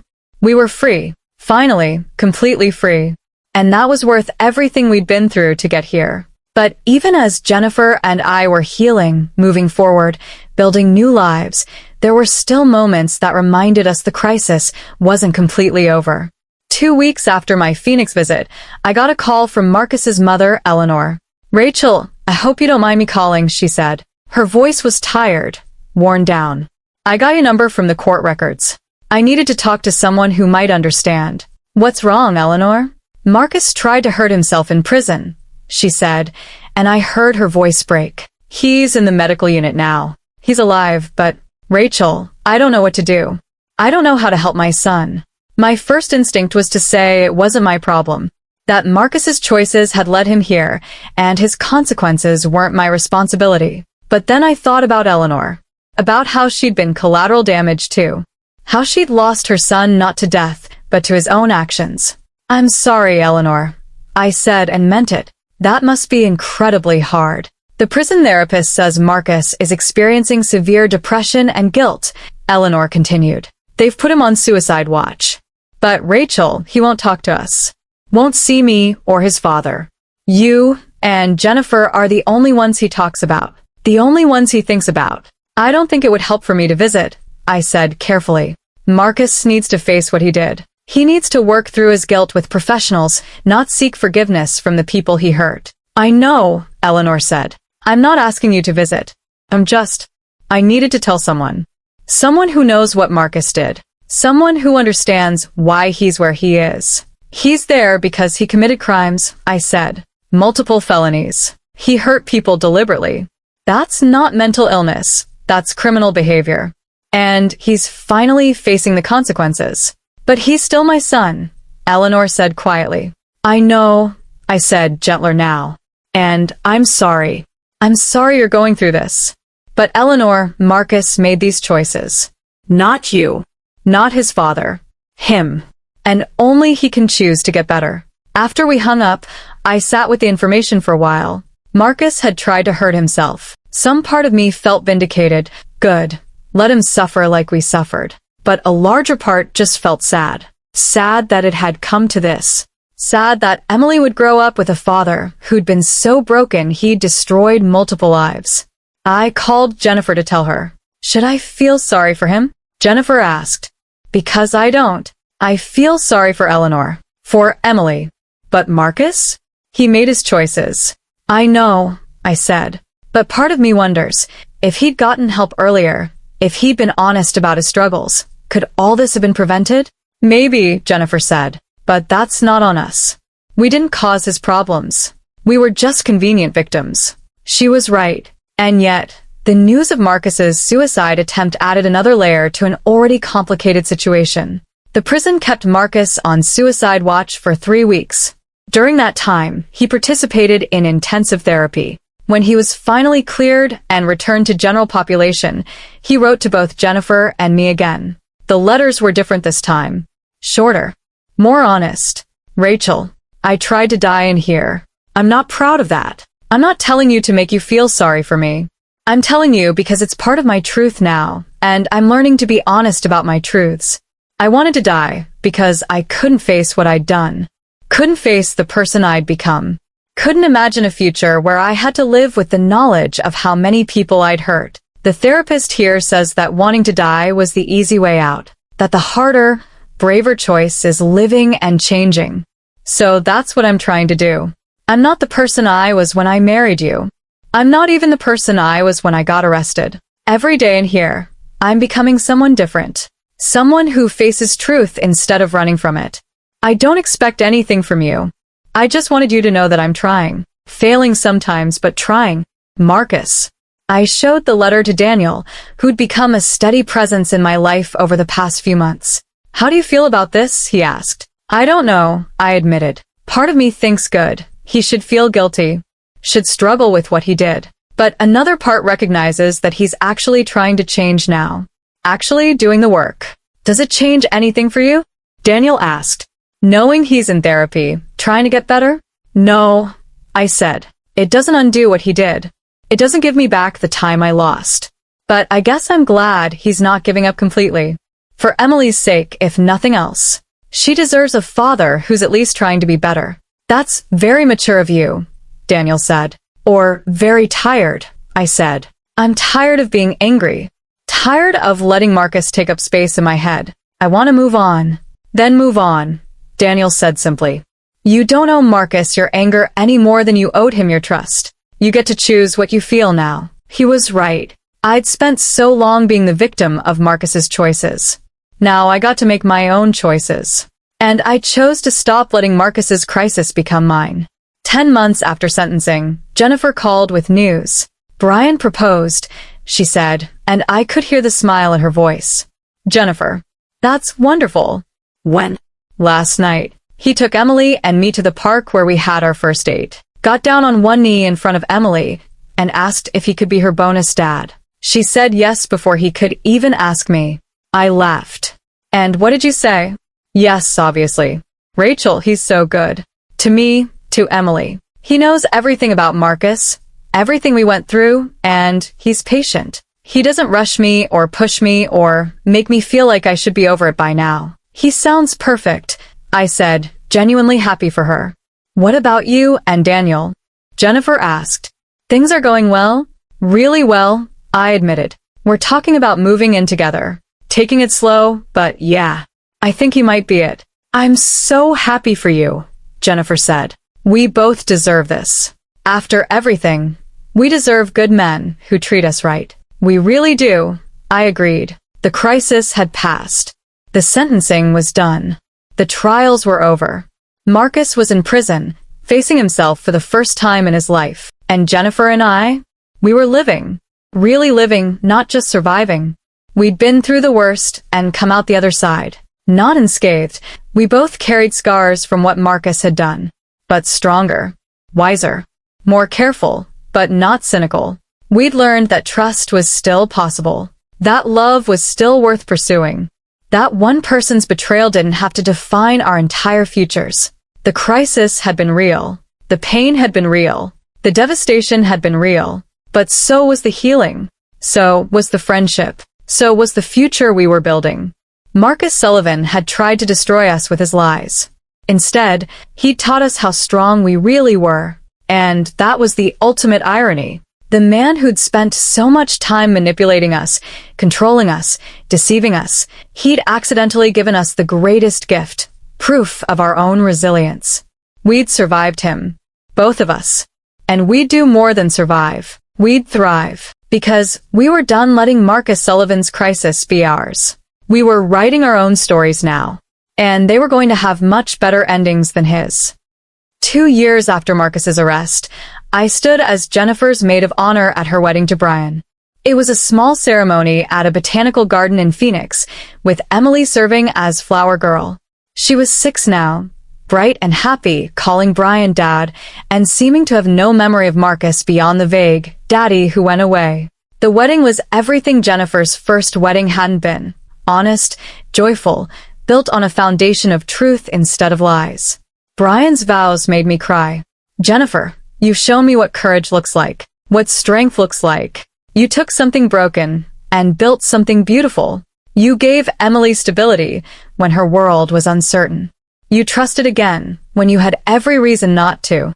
I promise to spend every day proving that your trust wasn't misplaced, that I'm the man you see me as, that our life together will be built on honesty, respect, and love. Always love. Jennifer was crying too as she said her vows. Brian, you taught me that not all men lie, that there are still good people in the world, that I could trust again without being foolish. You've been patient with my fears, understanding of my past, and loving to my daughter. You've shown me what a real partnership looks like. And I promise to give you the same honesty, the same respect, the same love that you've given me. At the reception, Jennifer pulled me aside. Thank you for being here, for standing with me today. Where else would I be? I said. You're my best friend. It's funny, Jennifer said, looking around at the celebration. If someone had told me 2 years ago that something good would come from Marcus's lies, I'd never have believed them. But I got you. This friendship. And that's been one of the best things in my life. Same, I said. I wouldn't wish what we went through on anyone. But having you to go through it with, that made all the difference. Rachel, Jennifer said. When you and Daniel get married, and you will, I want to be there. Standing with you, the way you're standing with me today.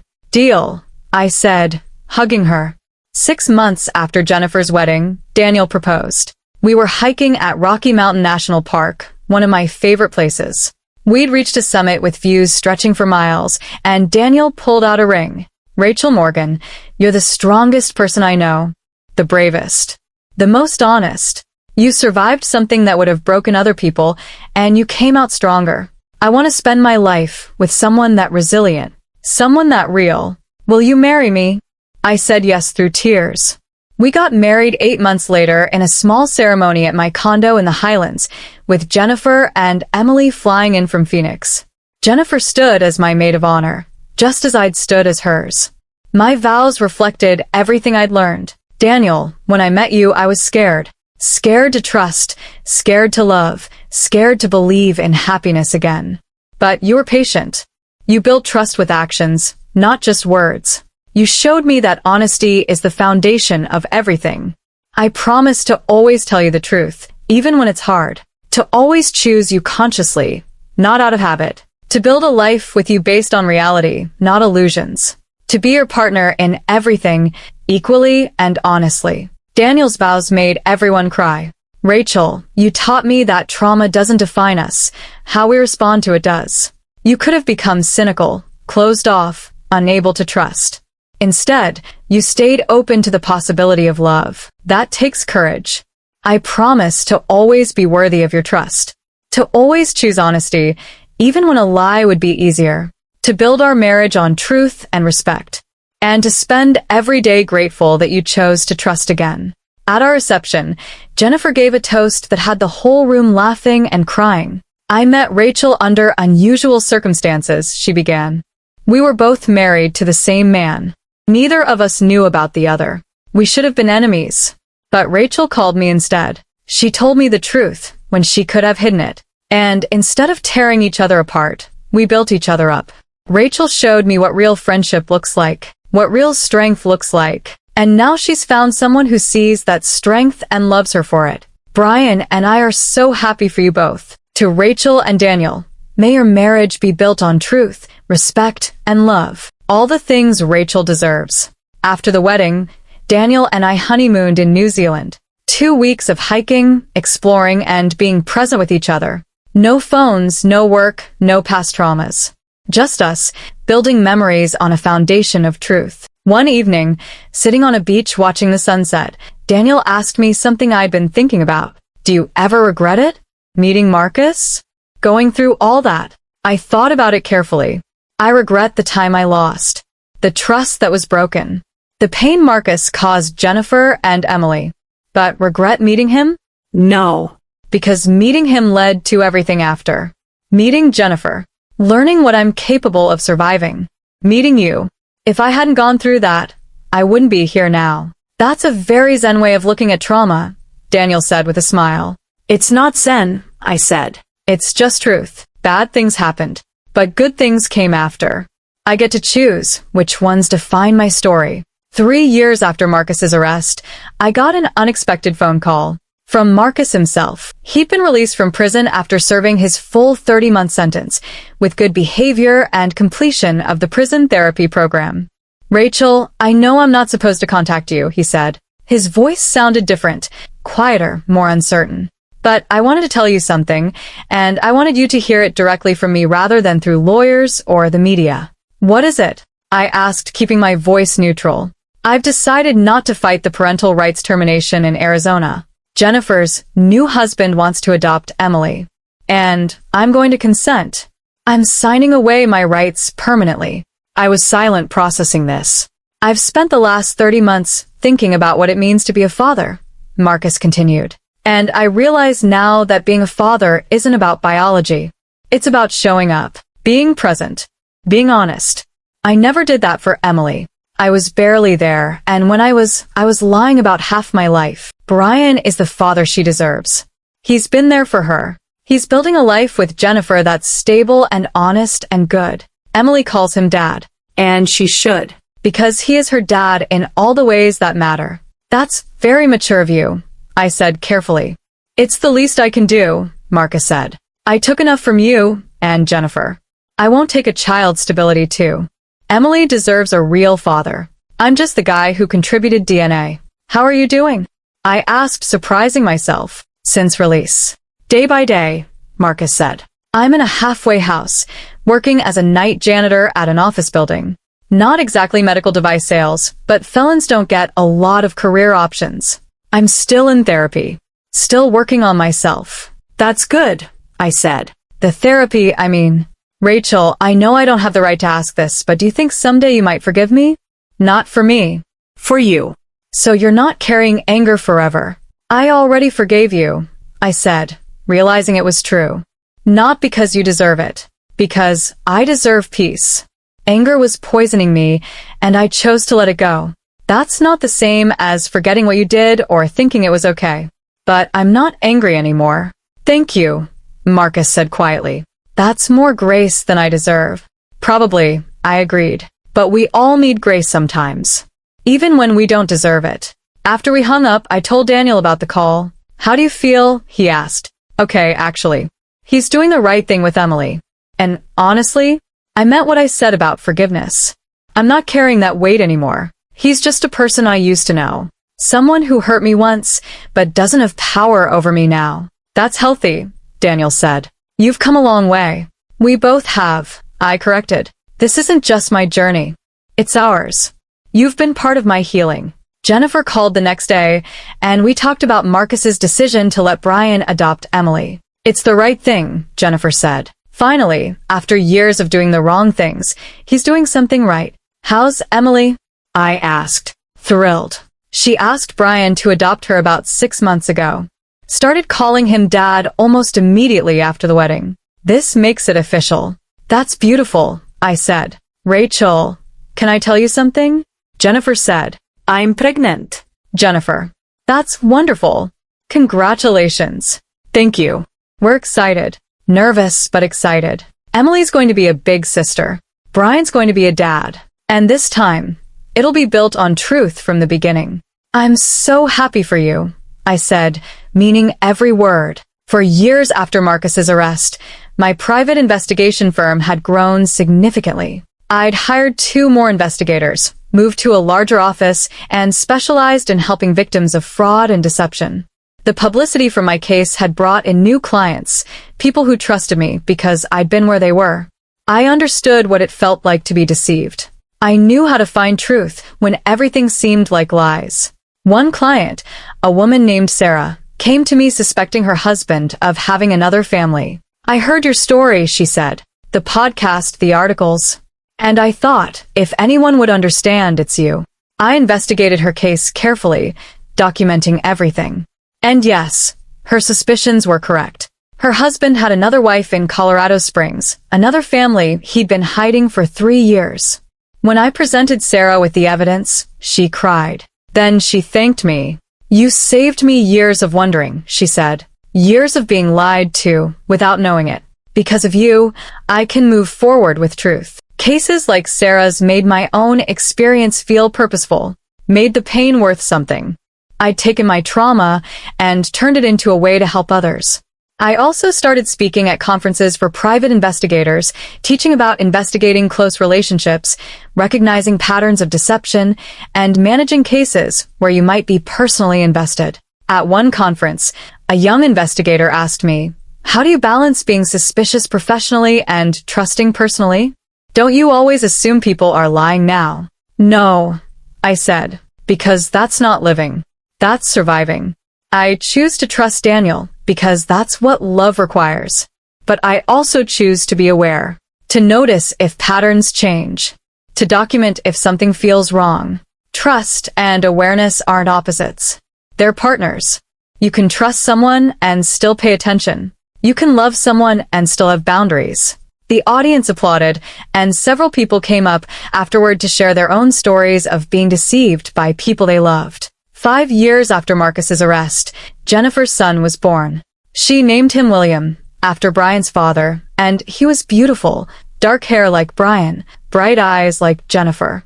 I flew to Phoenix for the baby's birth and held him in the hospital while Jennifer recovered. "He's perfect," I told her. "He is," Jennifer agreed. "And Rachel? I want you to be his godmother. You and Daniel both. If anything happens to Brian and me, I want you to raise my children." I was honored and overwhelmed. "Jennifer, are you sure? That's a huge responsibility." "I'm sure," Jennifer said. "Your family, not because of Marcus, despite him. Because you chose to be in my life. Because you've been there for me through everything. Because I trust you with the most important things I have." "Then yes," I said. "Of course yes. I'd be honored." Emily held her baby brother carefully, whispering to him about all the things she'd teach him.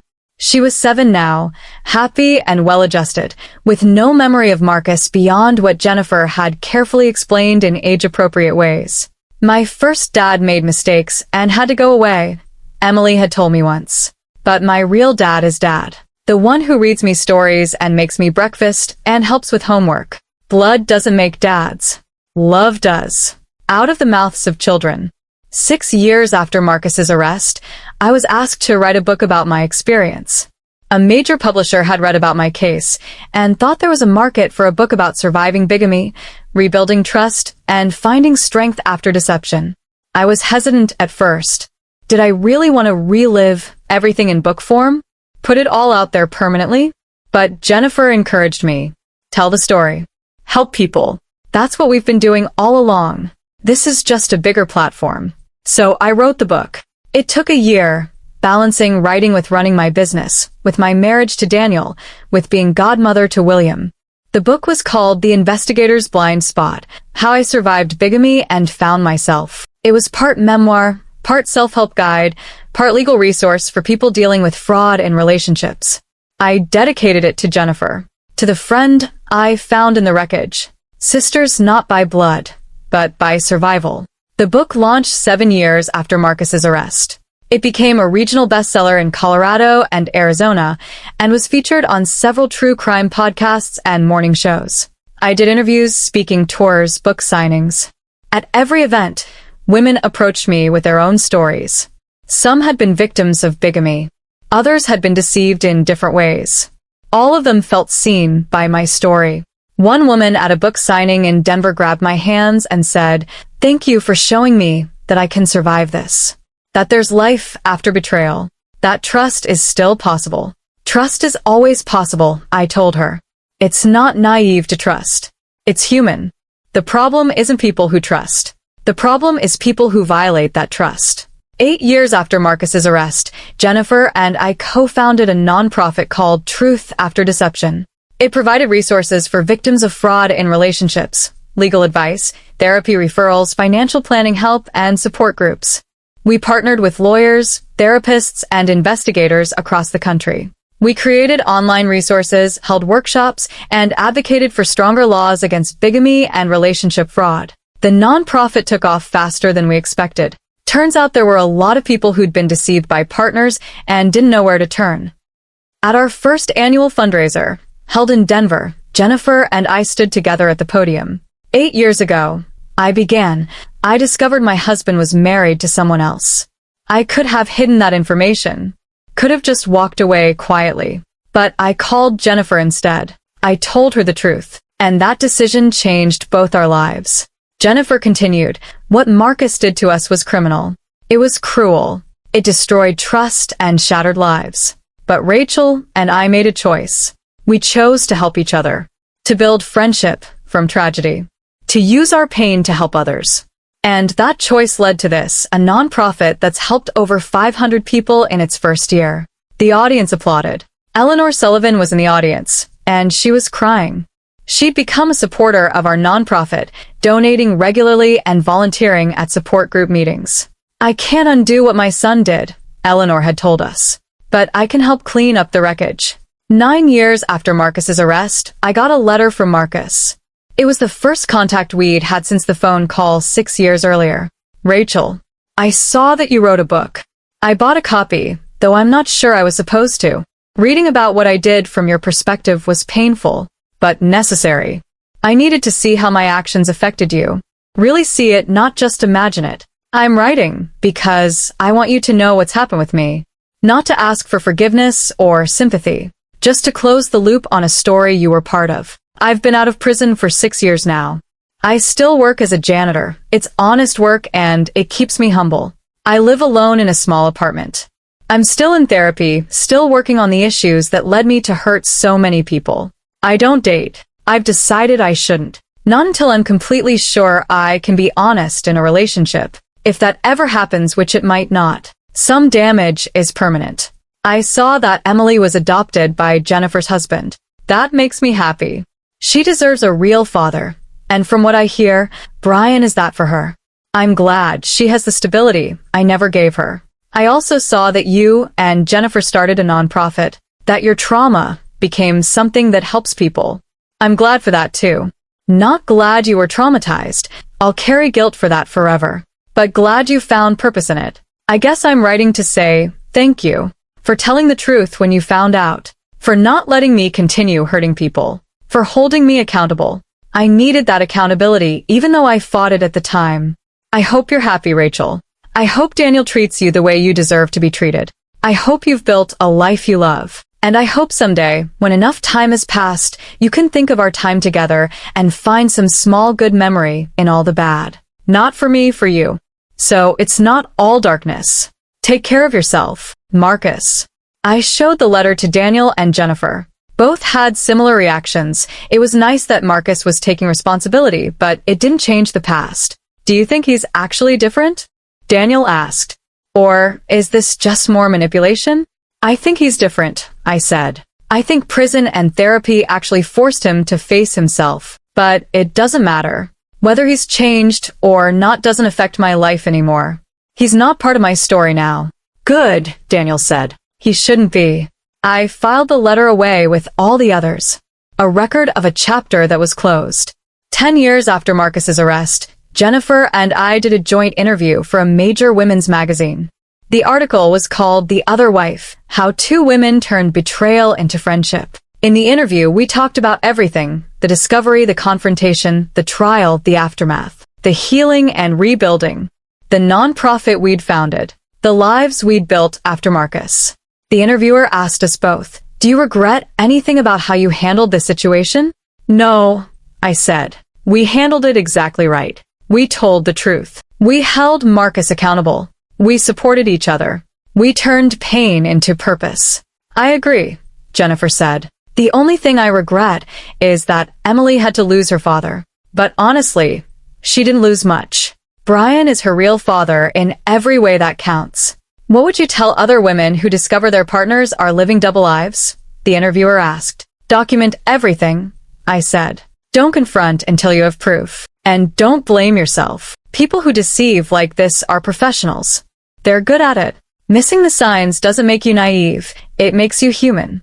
And find your people, Jennifer added. Find the other victims. Find the other women. We're stronger together than we are alone. Marcus tried to pit us against each other, without us even knowing we existed. Instead, we became unbreakable. The article came out and went viral. We got thousands of messages from women who'd been through similar situations. Women who felt less alone after reading our story. That's when I knew we'd done something important. We hadn't just survived Marcus's betrayal, we'd transformed it into something that helped others survive theirs. 15 years after Marcus's arrest, I ran into him by accident. I was at a coffee shop in Denver, meeting a client when I saw him. He was working behind the counter, wearing an apron, looking older and tired. Our eyes met. He froze. I walked over to the counter. Hello, Marcus. Rachel, he said, his voice uncertain. I didn't know you came here. I meet clients here sometimes, I said. You work here now? Yeah. For about 3 years. It's good work. Honest work. We stood there awkwardly for a moment. Then, you look good. Happy. I am, I said. Very happy. I'm glad, Marcus said, and sounded like he meant it. You deserve that. So do you, I said, surprising myself. Everyone deserves a chance at happiness. Even you. Marcus's eyes filled with tears. Thank you for saying that. I don't hear it often. Marcus, I hope you found peace, I said. I hope you've forgiven yourself, because holding on to guilt forever isn't healthy either. I'm working on it, he said. Every day. I got my coffee from a different barista and left. As I walked out, I realized something profound. I felt nothing. No anger, no pain, no residual hurt. Marcus was just a person I used to know. Someone who'd hurt me once, but had no power over me now. I called Jennifer from my car. I just ran into Marcus, I told her. Oh my God, how was it? Fine, actually. He's working at a coffee shop. Seems like he's genuinely trying to rebuild his life. And Jen? I felt nothing. No anger, no pain. He's just irrelevant to my life now. That's healing, Jennifer said. That's what complete healing looks like. She was right. Complete healing wasn't about Marcus suffering or apologizing or changing.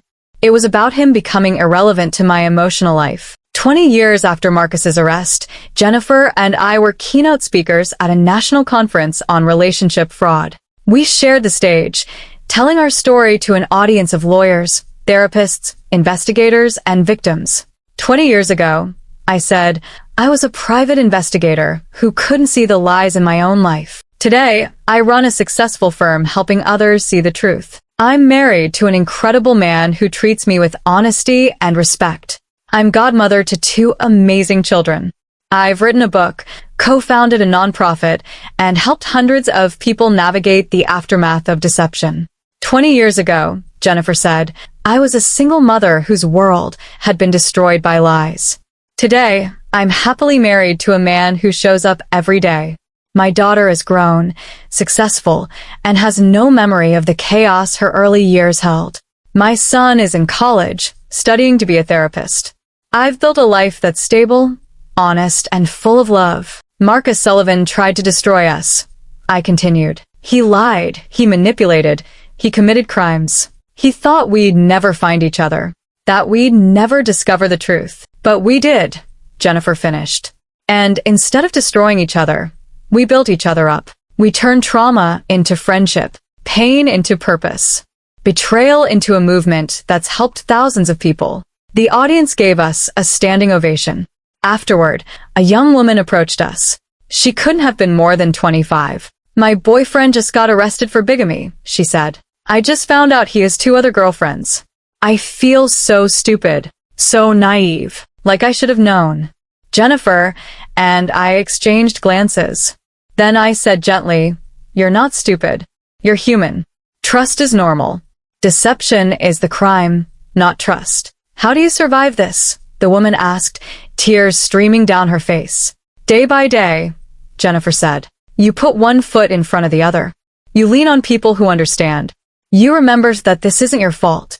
And someday, I added, you'll look back and realize you didn't just survive. You thrived. You'll help other people who are where you are now. You'll turn this pain into something purposeful. Really? The woman asked. Really, Jennifer and I said in unison. Because we were living proof. Marcus Sullivan had tried to break us with his lies. Instead, he'd forged us into something unbreakable. 2 women who should have been enemies became sisters. 2 victims became advocates.